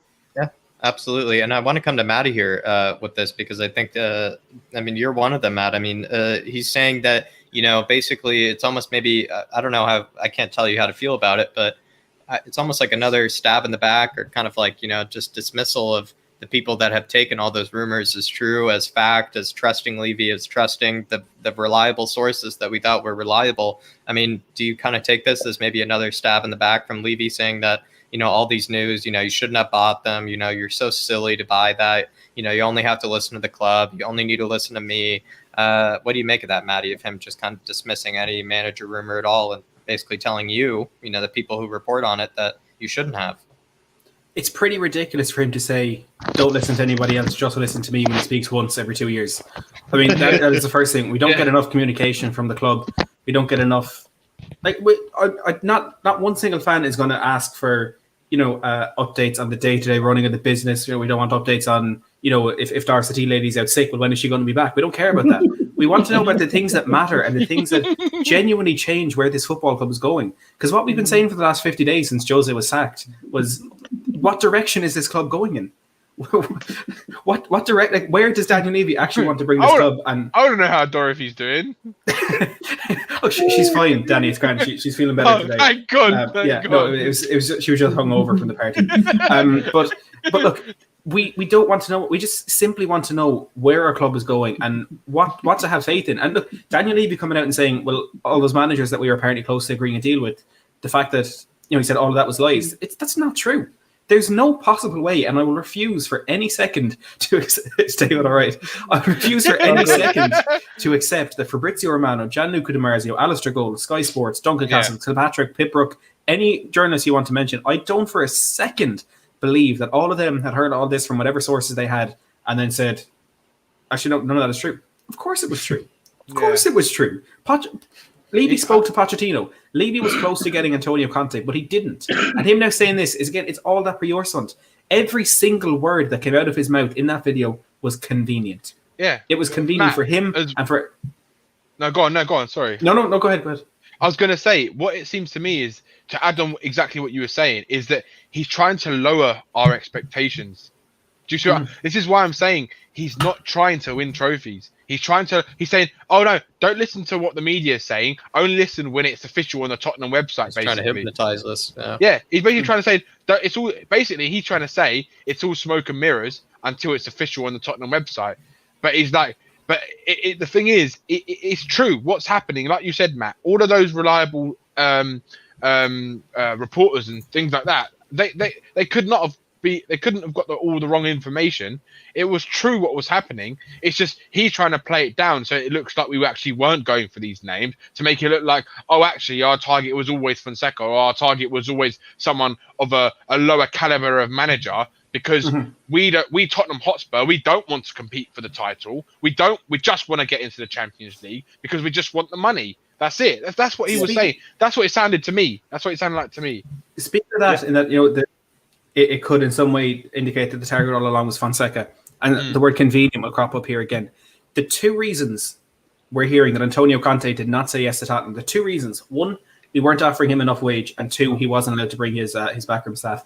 How convenient is it that the next manager who comes in is on €2.5 million a year, which is less than the discrepancy between Tottenham and Conte and his wages?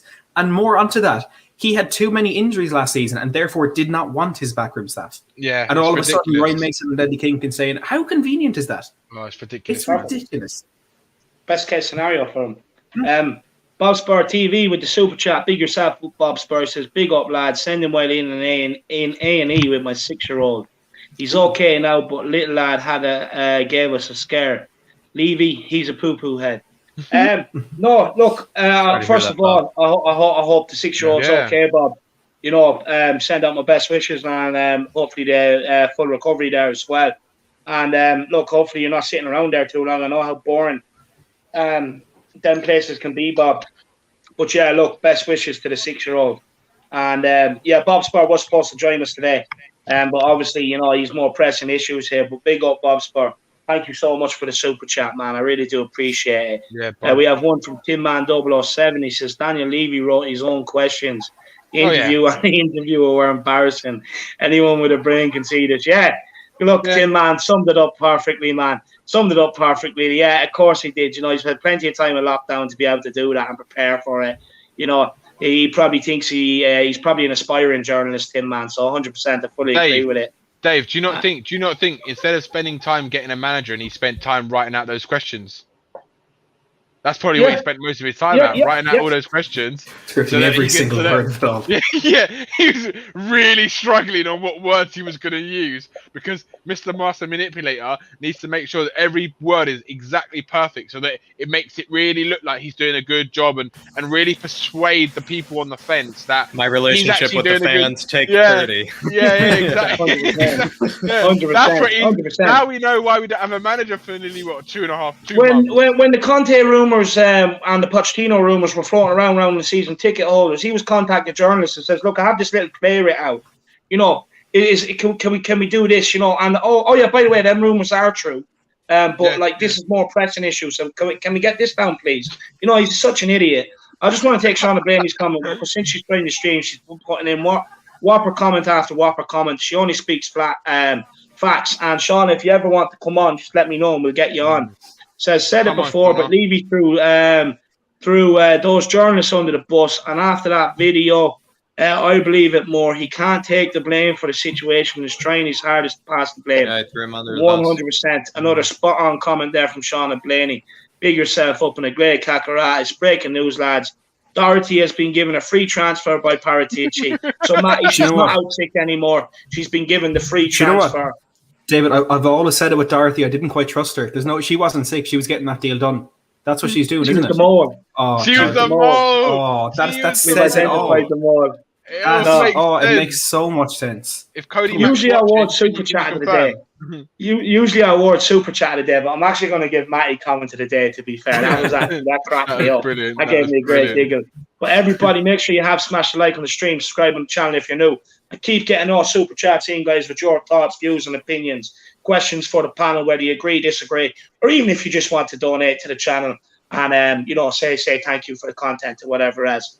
But look, Jack, any more questions there for us? No, absolutely. We got just one more, I think, here.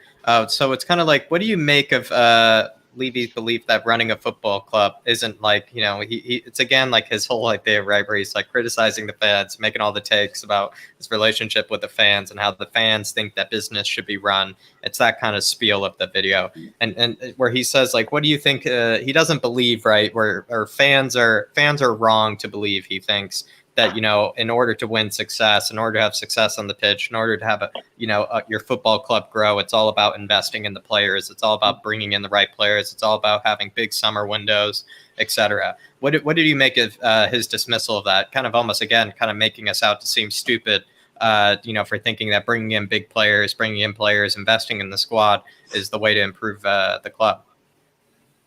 Look, again, he just thinks we're stupid.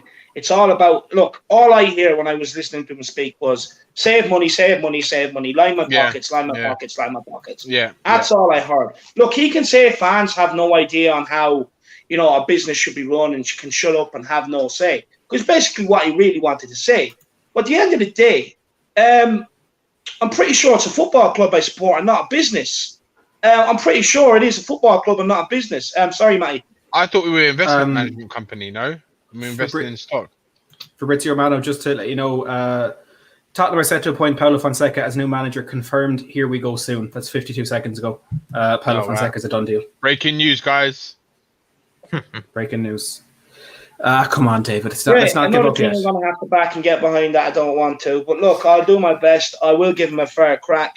Look, as much as I slated the guy before he came in, as much as I really don't want him, now that he's here, I am going to have to give him a fair crack.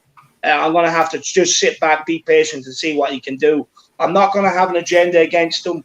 I'm genuinely going to give him a fair chance. But it's very, very underwhelming. Everybody, let us know what you think of what Matty's just broke there. But look, we'll get back to the question. Look, with Daniel Levy, and this is the thing, he's talking about business. I'm pretty sure it's a football club I support Pretty sure it's a jersey of a football club I'd buy. Pretty sure it's, merchandise that I was buying for the football club, with my club crest on it, not a business crest, a club crest. I'm pretty sure I got into football because it's called a football club, not for the business side of it. So you can talk about the business side all he wants and saying, fans think that throwing money in is not the answer. Well, if you look around at City, Liverpool, Chelsea, all teams that have had success over the last few years have dominated the English game, picking up all the trophies between them. Leicester being the anomaly. They've thrown money at it. Yeah. They throw money at it. You look at PSG, they throw money at it. You look at all the clubs in all the top teams across the league, they throw money at it. So if he's such a genius businessman like he claims to be and says that us fans have no clue, well then why is he not looking at what all the other top teams around Europe are doing? These top teams that he actually wanted to compete with. That we all want to compete with. But top teams that this guy really, really wanted to compete with. Why so if fans don't know about it, then why can a boy from Ireland sit here and tell him that is the way football is going? That is the way the business side of football is going. So go with it. To keep saying this crap that the money's not there, we have to keep buying and sell. Every single season I hear this. We have to sell to buy. We have to sell to buy. Every single season, and there's no excuse for it. Look, the thing is, he's been doing this for too long. Fans have seen through it now, and he needs to wake up. He can sit there and complain about the fans having their input. But what he needs to realise and fucking respect is that we're the ones that put fucking money into this club.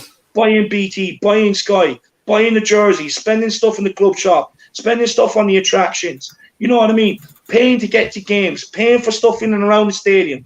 So if he wants to have a proper fans, first of all, get the fucking respect for fans because they're the ones that put money into this club. So if he wants to, and what made it worse is his little smirk. He smirked? Patience is a virtue. Fuck off. Fuck off, you baldy little twat. Right, 20 years of patience. 20 years of patience. And he's sitting there on a 4-minute cameo telling me patience is a virtue. Probably I've got one that all the time. in 20 years, right? What does he want me to do? Be that patient that I'm in a coffin and that, my child or whoever lives my legend on has to come to me and sit there and cry and say, David, you finally done it. When I can't even celebrate or anything because I'm dead in a coffin because I've had that much patience. Honestly, that's what really fucked me off, was that patience is a virtue. He can do that one really got to me. And it was the smugness little smile on him. Yeah. He thinks he's so clever. Yeah. Like this is what pisses me off. People may say you're going a bit strong, but he's having a pop at fans. The same fans that, okay, maybe not as much nowadays because there's more revenue coming in from other places, but have built Tottenham to where it's been, that put money into it all over the years. He's pissing all over their support. And I'm fed up with this guy. The sooner he takes a back step, the fucking better. I'm sorry, guys. I'm sorry about the swearing. I'm aware of it. No, I'm sorry. It wasn't supposed to go that way. But that really irks me. That really, really irks me. The fans are the ones that, realistically, owners are only custodians. The fans are the ones that own this club. And I'm sorry about the swearing. But honestly, as soon as I seen that yesterday, I was vexed. And I've been saving it for this. So sorry. But look, let's move on. We've 2 super chats and we'll get Danny and Matt in again. Yeah, absolutely. We got 2 super chats here. We got one from Dermot Moyles, and it's really good to see you, Dermot. I hope you're keeping well. I hope you're doing well, Dermot. Thank you so much for the super chat. Yeah, I hope you're keeping well, Dermot. Yeah, hope everything's all right, brother. And he says you can very trust Levy again. He has one-way pass. He has one way to pass the buck to everyone else. He never takes full responsibility for all the decisions he made. Listen, Dermot, that's a really great point because I'm going to actually get onto that a little bit later with my last question here. Because I do think that it's kind of had to do with part of that privacy thing he was talking about too, how like he wants to be private in order so he doesn't have to criticize anybody. That's why he doesn't really come out, because if he says if he comes out all the time, he would have to criticize people, shift the blame, and that's not the person he is, which is just quite the opposite. But big, absolutely agree with you, Dermot. So big yourself up. I think moving on to Shauna Blaney here was the other super chat.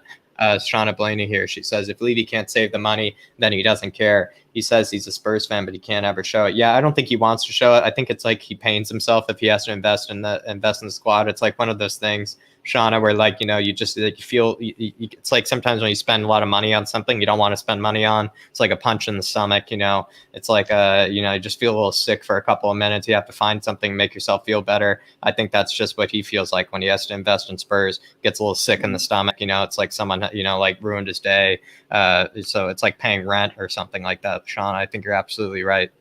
Big up Shauna Blaney for the super chat. Shauna, big man. up Dermot Wise, 2 spot on super chats. And Absolutely. big up Tim Man for this one. Big I up just Tim Man. need to go play that. No problem. Tim Man here, he says, guys, Levy wasn't really spending that much before the new stadium and before COVID. Sick and tired of his lies and excuses. Yeah, Tim Man, that's really it. You know, it really is gross that anybody could think that, you know, we would be so much better off if it wasn't for the pandemic. You know, look where we would be if the pandemic hadn't occurred. Listen, the pandemic hit everybody in the world. It affected everybody from a cat to a dog to a human being. It affected. So to be honest, it's like Levy is the last ones of my concerns. You know, for having sympathy for how much the pandemic must have hurt him or, you know, hurt his plans. It's really the last person on earth I could have sympathy for, you know, supposedly, right? Like, oh, I made this huge investment in a stadium to help the fans. You know, I put all this money down and then, you know, it turned out to be the worst time to ever do it. It's like, honestly, I could really care less. It's like, it's your decision to make that. To invest all of our money in the stadium. It's your decision to take the responsibility for the losses. Jack, get it right. It wasn't even our money. It was loan money from the banks. That's where they got the money from. So that's why he's so nervous and sketched out about this the whole time as well. But big yourself up, Tim Man. Completely agree. Awesome out here. He says Tottenham Hotspur needs another 30 years for the fans, so they need new owners. By that moment, all the fans now will be too old to change anything. Oh no, yeah, he's right. Yeah, to be honest, it'll be just a new wave. It'll be a new wave. Probably Levy will still be alive because I'm pretty sure he lives forever. He's probably been sipping from the fountain of youth this whole time. That's why I think it's really a bald head. It's a bald mask. Yeah, you're absolutely right, Osma. I think he really is just waiting for that next wave of fans who are, you know, never going to know of the horrors of Levy and understand, you know, the reign of Levy, and it'll just happen all over again. It'll be another cycle. So do you know what as well? Right. Do you know what, right? Also, Maury, I was saying this as well. I've been saying this for a long time. You know that? Have you? I don't know if you guys have seen it. Have you seen that clip of that old guy who saw his team win the first title, the first title in his lifetime, and he's like in his 80s or something in was it South America or one of either Argentina or Brazil, and like he's standing there and his daughters or his granddaughters around him. They're all like celebrating with him. He's standing there crying like he's an old dilapidated man. And I swear to God, that is literally going to be us. That is literally going to be us. When we're in our 70s and our 80s, we're going to be standing there with our first League Cup in like 80 years. not even the Premier League. Like, yeah, the Carabao Cup. We're going to have I'll be on my deathbed. Be on my deathbed, riddled with diabetes and whatever else, you know what I mean? And finally, someone can bring the League Cup into me so I can kiss it. Fuck the League Cup. I want Premier League. I want Champions League. I want the FA Cup. Exactly. What was built on the FA Cup, winning European Cups. That's what I want. You know, he's just a shitbag in the highest orders. Honestly, I couldn't believe it. But sorry, we've a few more super chats to get to. We'll crack on with them, and then we're going to let Danny come in and have his say. I'm sure he's going to be just as passionate. Yeah, absolutely. Matthew Collins here. He says, "Don't fool for Levy apparently being a Spurs fan." Big up, David, Jack, and Danny. No, big yourself up, Matthew Collins. We're not fooling ourselves, but believe me, plenty of people do seem to fool themselves for thinking that Levy actually cares about this club. But yeah, big yourself up though, Matthew. Really appreciate the super chat. True legend. Asma again, another legend here. Tottenham Hotspur as a football club are officially over. Too bad for fans. Yeah, it's starting to reach that stage, but you got to still keep the hopes up. You know, at a certain point, you know, it is. I will never go to the stage where I would want Spurs, you know, to fail in order for Enoch and Levy to be outed. You know, at the end of the day, I still want this club to succeed, and I still want them to do the best they can, regardless of how much Levy ties our hands behind our back. But Robert O'Connor here, big yourself up, Robert O'Connor. Very generous super chat here with the €10. And he says, "Congrats on 3,000 subs, Dave. Love what you're doing and the success of your channel, Dave." Got someone to talk to here. Yeah, look, this guy, I'm pretty sure this is the guy I used to live with. Robert O'Connor used to work in a hotel together. Both as mad as each other. Both had some great times. Big yourself up, Rob. I hope you're keeping well, man. Hope you're still doing your UFC training and everything else. Really appreciate the super chat. Really appreciate you following the channel from the very start. Rob, never thought I'd ever get here to 3K subs. It's been a mad journey. Look, I'm not going to stop. I'm going all the way to 100k subs. You seen that boxing YouTube between versus TikTokers last night? I'm going to be on that very, very soon. That's how far I'm taking it. I'm going to call out somebody. I'm going to organise. I'm going to get on an undercard. You best believe my mouth will get me into that. Who knows? Maybe I'll fly Money Mayweather up, wake him the fuck up and see what he's at and punch him all around that ring. Who knows? But big up, Rob. Really do appreciate my man. What a legend. What a hero. And stay, Rob. Love it. Absolutely. And then we got another super chat, the absolute legend, the queen herself, Ellie Cockeradas. And she says, Levy says he's a private guy, so let us kick his arse all the way to Bermuda. Love it there because he'll live with many other billionaires, and that island is as private as they come. Yeah, absolutely, Ellie Cockeradas. I mean, believe me, yeah, a lot of them, most of them, they put their residency down in the Bermuda, the Philippines, wherever place, they supposedly live, where they can, just get the tax evasion. It's actually quite disgusting. Even some rich people in the U.S. Who live in like North Carolina or Florida or wherever are also even able to somehow make their residency the Bermuda and the Bahamas and stuff. Sure, they're experts at it, Jack. A lot of them years ago, big scandal. David Cameron, the English government and everything else, loads of people, all hiding their money in Panama. And it switched from Panama because it was being known to all these private islands where the residencies, they get all these tax breaks. This is the problem. Look, with Daniel Levy, look, my nanny's from out by the West Indies. If that's anywhere near the Bahamas, maybe I'll get a flight out there, see some of my fucking family, and then take a trip off to Joe Lewis and wake him the fuck up. But look, let's bring Danny in. Thank you so much, everybody, for the super chats. Absolutely insane. Really do appreciate it. But look, I think it's time we let Danny in to have his say. And Jack, I want to hear your opinions on it too. One thing you're getting away with just answering the questions, man. After Danny, I want to hear your opinion. No, do you know what? I want to hear what Jack has to say. Yeah, so I think the question I was asking was just kind of that privacy part, right? And I was moving on to, he's saying he needs to be a private guy because if he weren't a private guy, he would blame people. A lot of negative stuff would come out about him, or what he thinks of the club, etc. And he says, it doesn't matter what his opinion is. It's all that matters is like the image of the club, right? So that's why he's such a private guy. No, I got you, brother.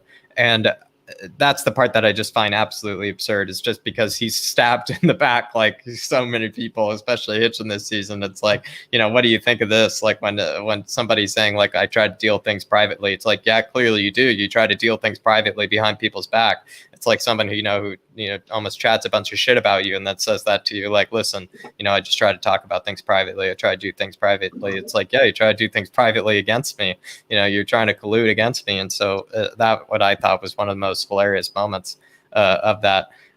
Maybe the other part I brought up is like, yeah, he thinks that, investing in players is actually stupid, and that fans could never actually understand that it's not that you invest in players, it's that you invest in property, you invest in soda fountains, you invest in beer drafts and whatever it may be. That actually is where a football club is supposed to be and makes you money. It's not the players, it's what's off the pitch. It's not on the pitch, it's what's off the pitch that wins you the games, apparently, in such a different way than Levy actually thinks. So yeah, that's my quick spiel. Yeah, 100%. And Aaron Dove, look, if Vince McMahon wants to ring me up and get me in there to fuck up the big show, by all means, I'll get in there. I'll do anything. Look, believe me, I'll fuck them all up on the Fighting Irish, man. Pride of the Irish. But look, Danny, what's your say on everything, my man? So, is it a direct question, Jack, you have, or is it... Yeah, I'll bring up the first one. I was trying to answer kind of both of them. The first one is just that whole idea of the privacy, right? Where he just said he answered why he's a private person. If you remember, his answer kind of had something to do with like he doesn't want bad images or bad negativity comments or anything to come out about the club, because at the end of the day, it's all about the image of the club. What do you make of his comments on his own privacy? No, it's just, do you know what, Jack? It's again, I can't really say much more on it. It's just smoke and mirrors. It's just bullshit. All I hear coming out of his mouth is blah blah blah blah blah. Let me money, money, money, money, money. He's sitting there going money, money, money, money, money. He's sitting there singing, mate. He's sitting there singing that. I'm telling you. It's on loop in his car on the way to Spurs every day with his shades on. Freshly waxed bald head. The roof back on the car. Driving in. Money. He's looking at Harry Kane going by. Money! You know what I mean? Idiot. Oh, mate, that's what I get from whenever he comes out. So, like, whenever he talks shit like that, it's just all this thing about being private. Get me on, Spurs related. Get me on. literally, right? All this thing about being private is literally for him to just deviate the blame to someone else. That's literally what it is. And that's in comes Paratici and Fonseca. They're going to be the fall guys. So let's just look. Do you know what? I can't even bother to even dissect him anymore because he is literally a walking piece of shit. Really, he's just a piece of garbage that should be chucked in the river. Like honestly, yeah. I mean, he just talks too much crap, and I can't be asked to just listen to him anymore, to be honest. And I just want to tell fans out there who maybe might think that he's actually doing some good things for the club, or maybe they might start changing their minds. No, Daniel Levy is a rat. He will take your money. He doesn't care about the club, and that's it. He only cares about money. That is it, literally. Yeah, big boy billionaire club. That's what Daniel Levy is, and the rest of the boys there. Cody Mack says cage match. Oh, sorry, go on. Yeah. Let's go to Cody Mack first. Yeah. Yeah, Cody Mack says cage match. David the Mayor Harris versus Daniel the Bloodsucker Levy by order of the Peaky Blinders. 100% I'll be scoring some odds are around here at Tottenham Hotspur. You can best believe that 100%. But look, we have a super chat from Jonathan Bennett. Big yourself up. Let's take it away, Jacko. Yeah, absolutely. Big yourself up, Jonathan Bennett. He says here, Daniel Levy looks like a fake scientist in a detergent commercial, sternly shaking his head in disapproval at the competition's stain fighting power. That's brilliant, Jonathan. Jonathan, that might be one of the super chats of the day. That's an absolutely legendary comment. Yeah, I mean, I don't even know what to make of this, Danny. Yeah, what can you make of this? It's a brilliant comment. I love it. I mean, Daniel Levy's a scientist. I mean, I wonder what he's cooking up in his laboratory. I'm telling you, detergent. It's coming, man. It's coming. He's probably trying to look for some more shampoo, for some more wax to shine on his head. Like what sort of waxes can give him different kinds of shines and different kinds of textures on his bald head, basically. No, 100%. That's so funny. I'm still thinking about it. I just in the US, that's because actually, I know Jonathan Bennett. Yeah, he's come in with a very generous $5 there, so he has seen these detergent commercials in the US. He knows about them. They're so funny. Jonathan, everything from Gillette to Old Spice. Actually, Old Spice makes great commercials, but from Gillette to most of the shaving guys. Oh my God, yeah, that's brilliant. Axe. Oh my gosh, yeah, that's brilliant. That's brilliant. No, I never thought about that. But yeah, that's class.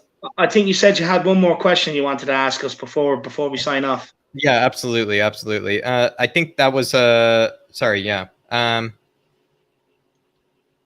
I think I don't think we've actually gotten to the end of it, and it really was like, what did you make of his answer to supposedly David, like his supposedly why he's so private. He needs to be private in order so he bad things don't come about the club.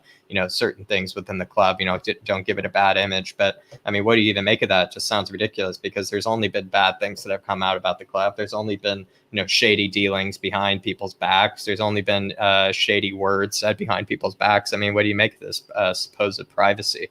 Is that the better answer, the privacy? No, look, he wants to do things privately so that there's no bad reputation on the club. He's already given the club a bad reputation. That's what's so funny about that. Players know when they come to Tottenham, right? If they're looking for, say, 50 grand, they're going to ask for 100 grand because it's not like negotiating with another chairman. You might come in about 20 grand over your asking price, and you meet in the middle, you get 10 grand extra than what you know what I mean? But with Daniel Levy, you're going to like. The thing is, what players nowadays, right? They can go to any club around the world on an astronomical amount of money. What player nowadays is going to sit there and negotiate with this fucker? Especially when he lowballs them all the time. What manager now really, like world-class top manager, wants to come in, right? You bring in you don't back Pochettino, first of all. On the cusp of greatness, you don't back him. You bring in Jose, we're going down the rebuild. Let's go, back the fucker. You don't back him. You bring Conte to the table, and Conte walks away because he's like, oh, well, I thought you wanted to be ambitious and win trophies and, throw money at this. Let's rebuild it. Let's go and compete with the big boys. And then you're sitting there, no. I never said that about competing. I'm just top 4. That's all I want. Competing is too ambitious for me. Way too ambitious. And this is the problem. So he's already ruined the reputation with players coming here because he has a reputation of being a tightwad.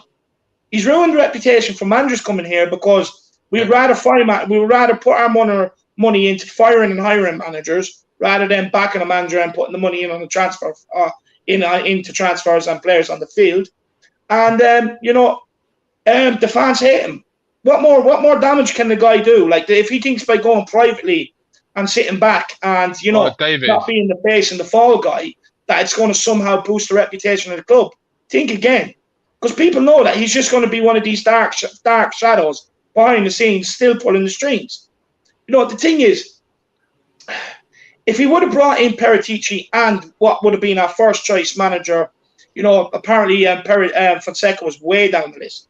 Way down the list. If he would have brought in the first choice manager or Conte or Pochettino, you would have sat there and said, well, hang on, let's strap in for this roller coaster ride. Hold your fucking hats.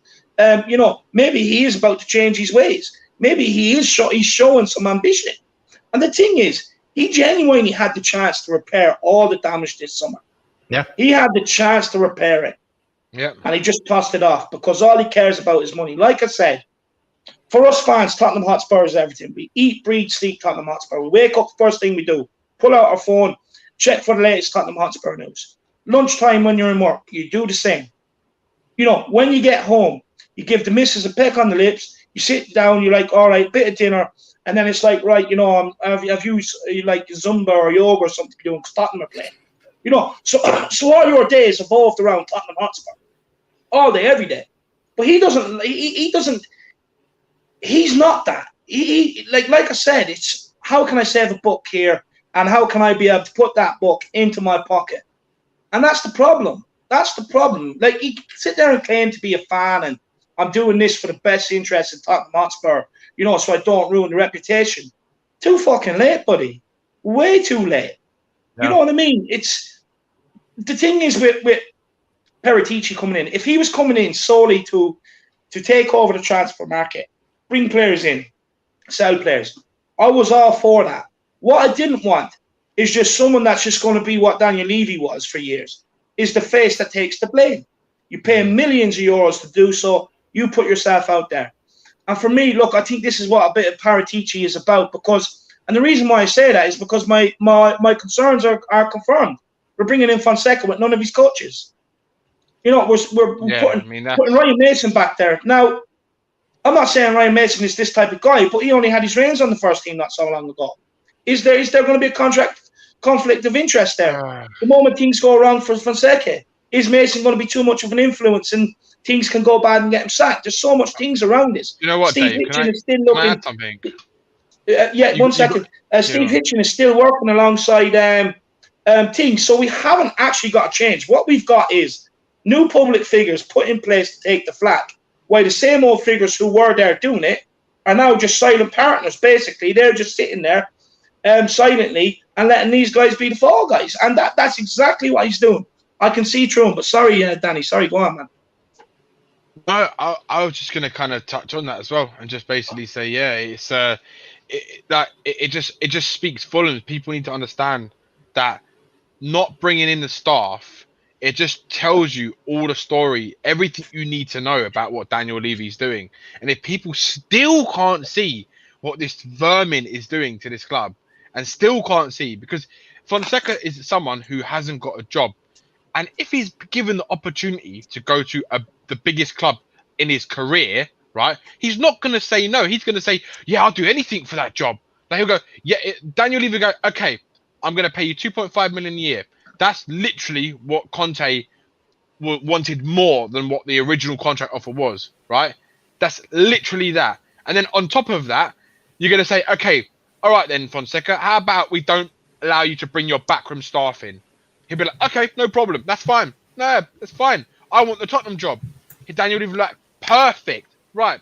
So are you happy to work with £20 million, a packet of peanuts, and maybe a slush puppy as well at the end of it? Yeah, I love it. They're brilliant. No, but that's what he's going to offer him. That's why he's going to say, I'll give you, what flavour slush puppy do you want? Have any slush puppy flavour you want, mate. And if Fonseca's like, do you know what? I'm down. Let's do this, Levy. And that's literally what Levy does.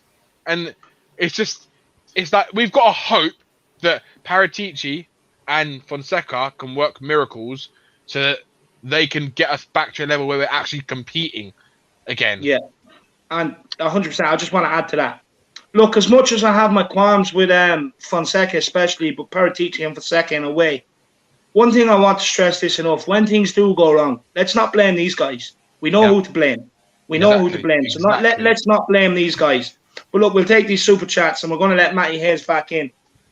Yeah, absolutely. We got a super chat in here from Ellie, and she says, Levy should go to a private sanctuary for the insane, as the guy is not all there. Yeah, listen, I think there's been a couple of wires that have been loosened a while back, a couple of bolts that are missing.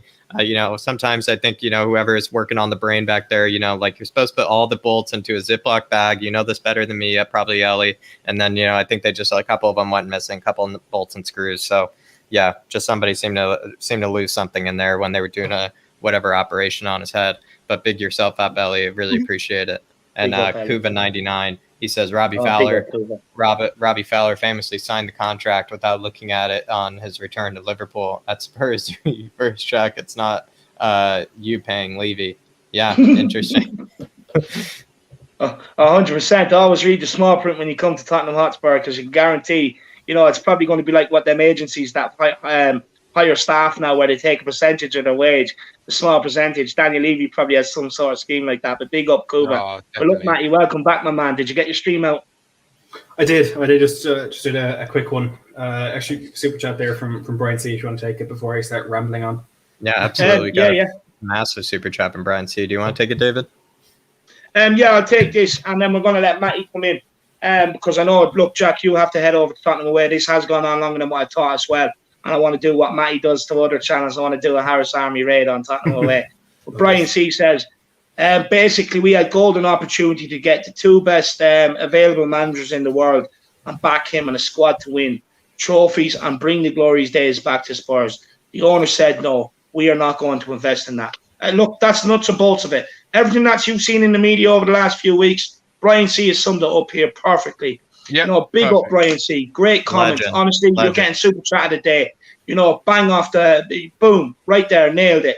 Big up Brian C. Really appreciate the generosity as well.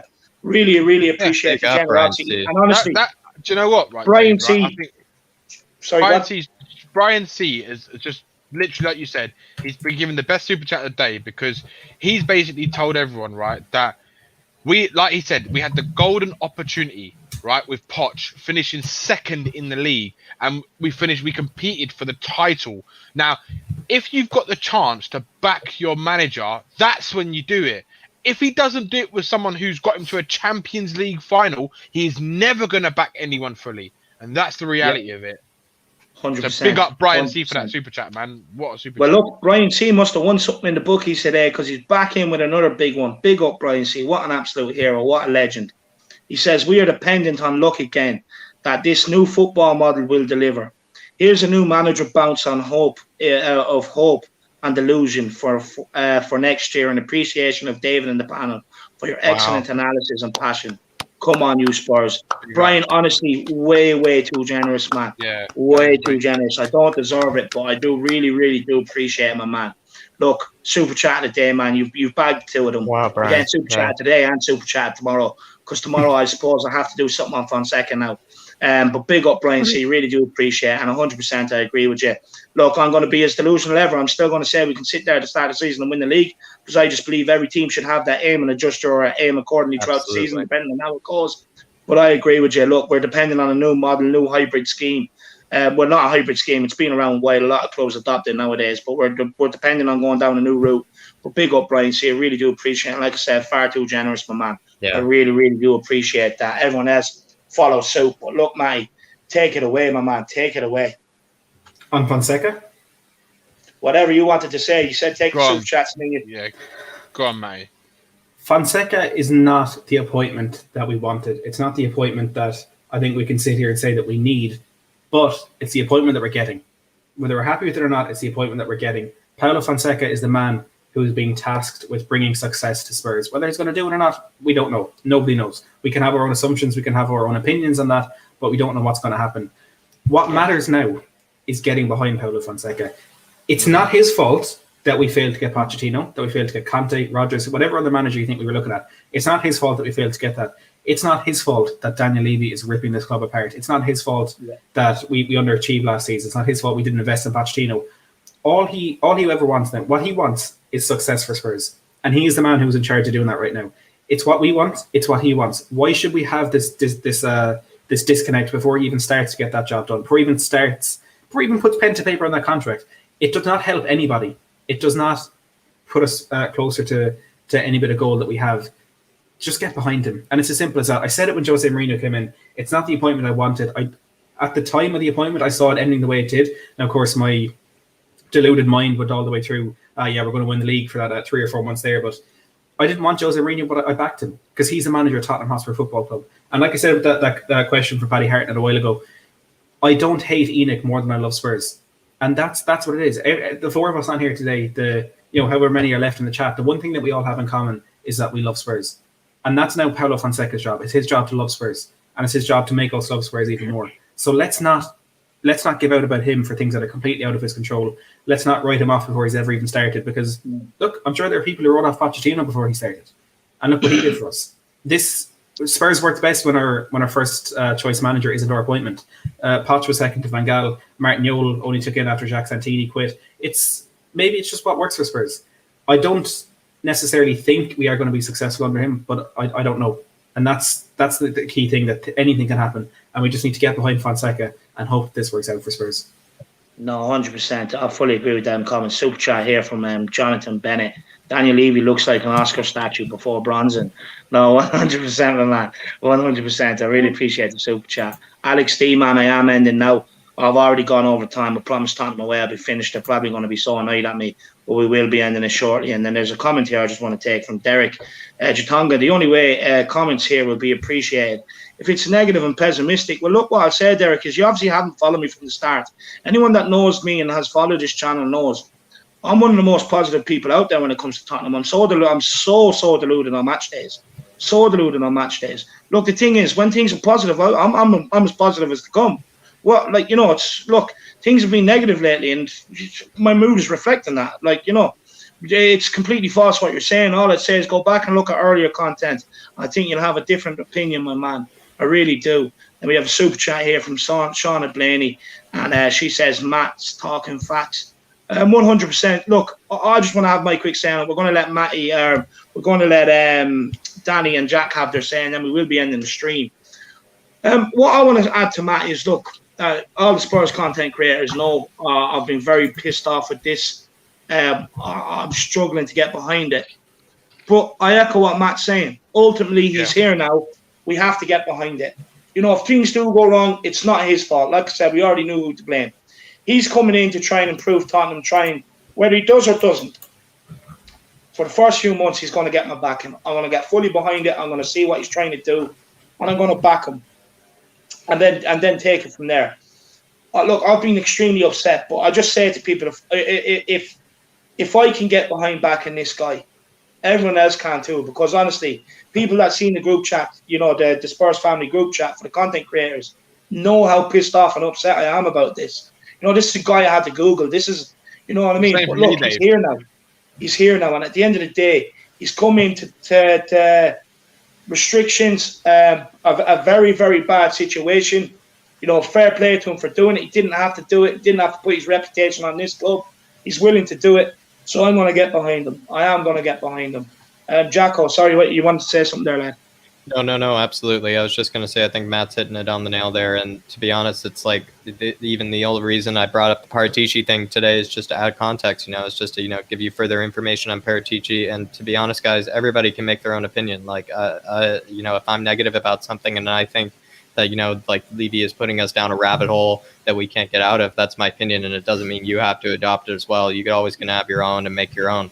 But to say that negative opinions are the only ones that get by here is just an absolute farce, simply because, you're talking to some of the most deluded people in the world. Today I had Croatia winning 2-0 today and gave England no chance. You're talking to the most deluded people out there. So, we are absolutely positive in every moment when we need to be, but we're not going to lie to ourselves to be positive. I want to add to that, right? It's just quickly, I just want to say good night to Ellie. She's off to bed, so good night, Ellie. But sorry, Danny. Ellie. No, I was going to say, right, the beauty of football and the beauty of fans and all of us, right, is that we all come together, we all unite because we all love the same club and things like that. But even if it's a different fan base, right, everyone has entitled to their own opinion, and everyone must respect everyone's opinion because everyone is entitled to it and everyone has a right for it, and so they should. You're also entitled to cling on to it for your dear life and defend it, especially around me, lad. Who? What do you mean? Is in opinions? My opinion? Opinions. I disagree with it. Yeah, mate, we always disagree, but we agree to disagree. But no, we don't. But you know what I mean? Like, look, some people agree, some people don't, and that's what makes the beauty of football and the different opinions people get from it, and everyone's got a different view. Everyone sees things differently, and that's just how it is. And us four here, we all feel very similar in the way that the club, all the stuff that's going on behind the scenes with the club and how it's been run for the last 20 years. But like I think what Matt said is he's put it beautifully, basically. And if we start creating this toxic sort of atmosphere now, he's going to fail straight away.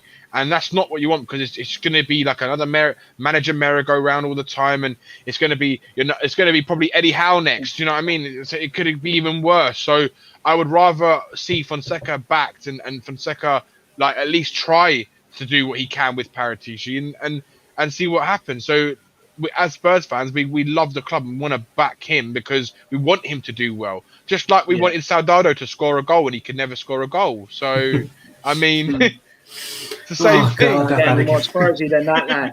Can't get any more Spursy than that. Do you know what I mean? Look, 100%, man. But look, lads, we are going to end it off there quickly before I read this super chat.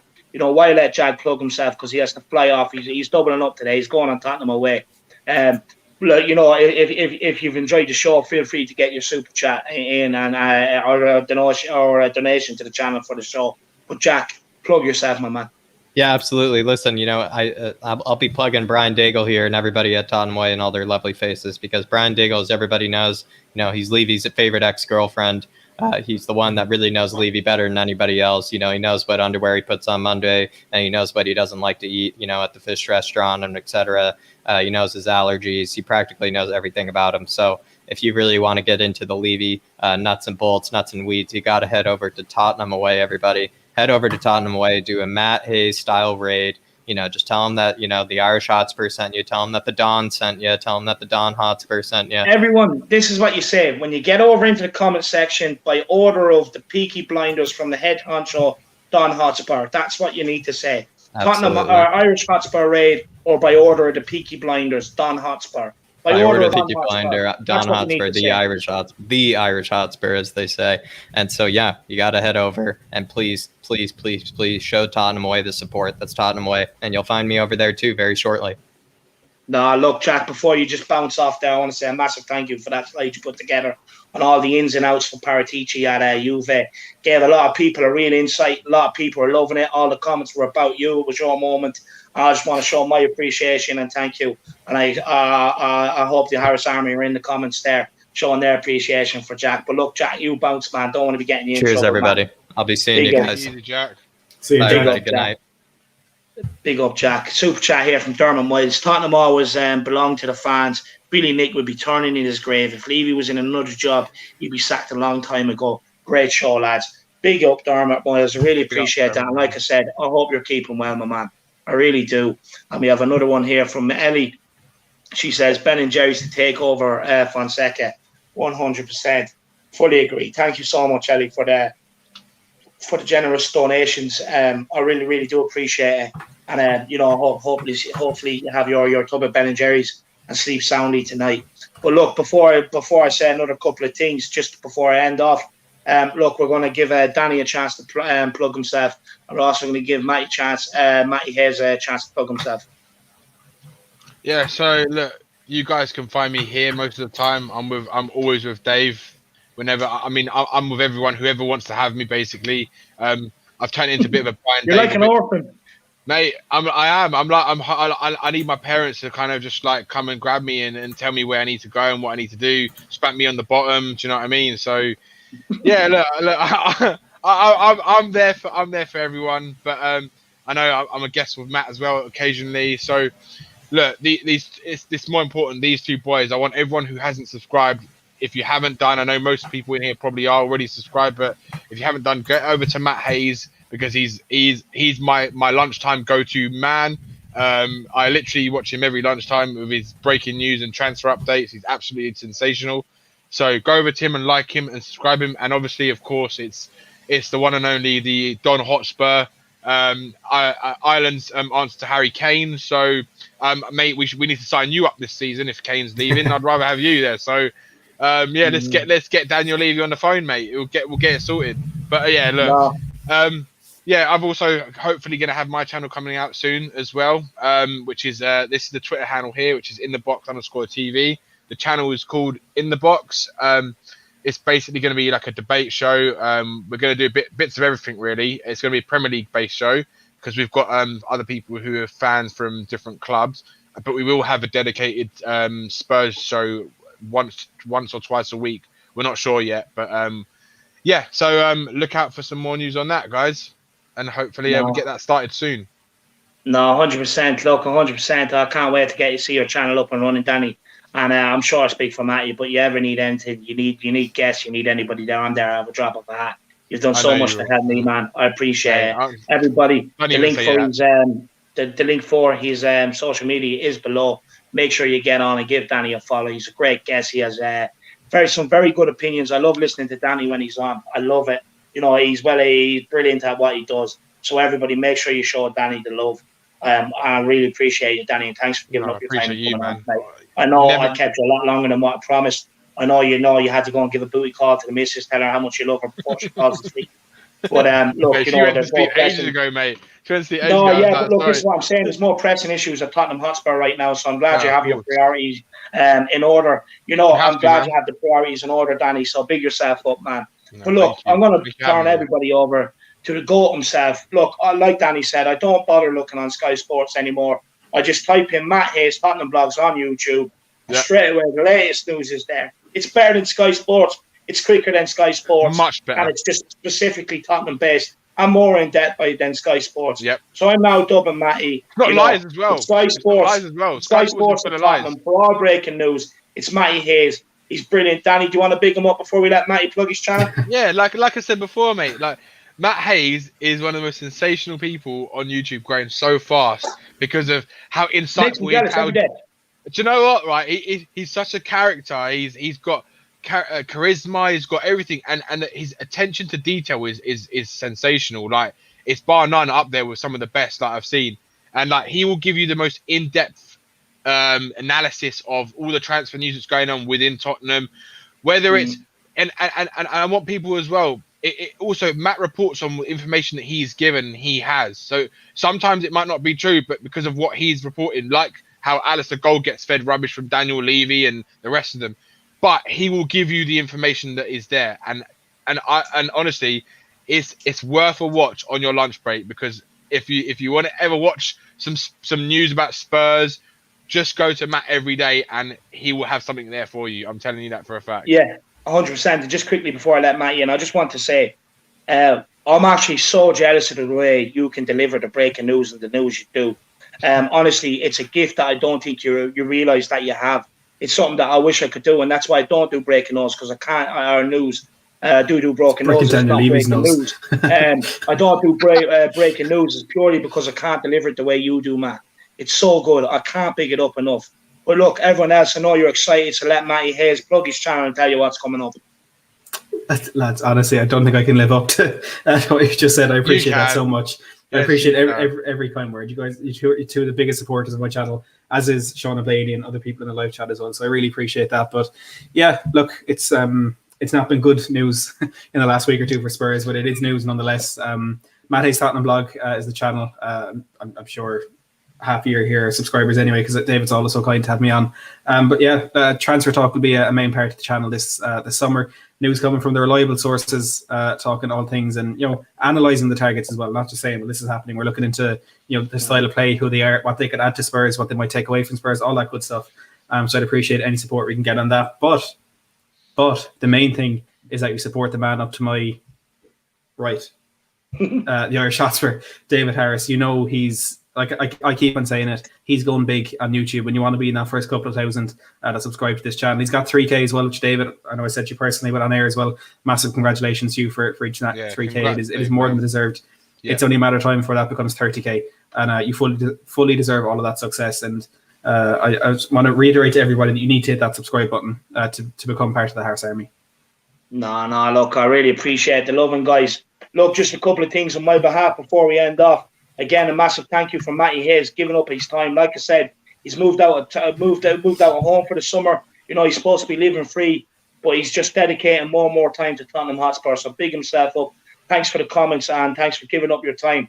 Right, a couple of issues for you, the Harris Army. First issue is make sure you do email Ben and Jerry's. Keep spamming their email box till they check me out and sponsor this channel. So Ben and Jerry's is the way to go. Make sure you do email them. I'm counting on you, the Harris Army. Second thing is, put the word out there on Twitter, whatever other social platform you're on. Whoever you want me to fight in the next YouTube versus whatever platform, the battle of the platforms, make sure you go to them every single day till they check me out and get me on there to fight as well. I'm well able to fight. Used to do boxing when I was younger. Believe me, I'm better than what they think. So you want to see me on the next battle of the platforms, make sure you call them out on whatever social media and make sure they're aware of me. Last thing is, I want to say a massive thank you to you, the Harris Army, for supporting me the way you do. There's no way I'd be to 3K without you. And to be honest with you, Matty was being kind, saying, my subscribers subscribe to him. It's the other way around. A lot of ye subscribe to me through Matty. But look, a massive thank you for the support you do. Last thing is I request is as soon as this ends, get over to Tottenham away, spam the chat, say it's the Irish Hotspur raid, by order of the Irish Hotspur, whatever you want to say, Flat Cap Army, Harris Army. Let them know that you're over there in force. If you want to see more about the Daniel Levy interview, no doubt I'd say they'll be touching on a bit of Fonseca as well. They've got a special one tonight. 100%. And Brian's over there. Who doesn't love a Brian Daigle rant? It's absolutely brilliant. So make sure you get over there now and then you tune in. That's Tottenham Away streaming right now on Daniel Levy, on his interview yesterday, and probably a bit on Fonseca too. So make sure you get over there right now and spam the chat. I want to say a massive thank you to everybody for the super chats. It's been amazing. You're all too generous and you're all too kind. I really don't deserve them. And last but not least, if there's anyone out there struggling that just needs a friend or needs someone to talk to, or even if it's just about Tottenham Hotspur and you're pissed off, my email, my Twitter, it's all in the information is all in the description below. Don't be afraid to hit me up. I am a busy boy, but I will always reply to your message as soon as I've seen it, or as soon as I've seen it. Don't be afraid to hit me up. Don't be alone. Don't be struggling. I'm always there for you. Big up the Harris Army. Come on, you Spurs. Are we moving in the right direction? Who knows, but we have to back it. Come on, fucking Tottenham. We're back. We're going to be in the market for players. We're going to be back bigger and stronger next season. Come on. See you tomorrow for a bit on Fonseca. Peace out, Harris Army. Love you.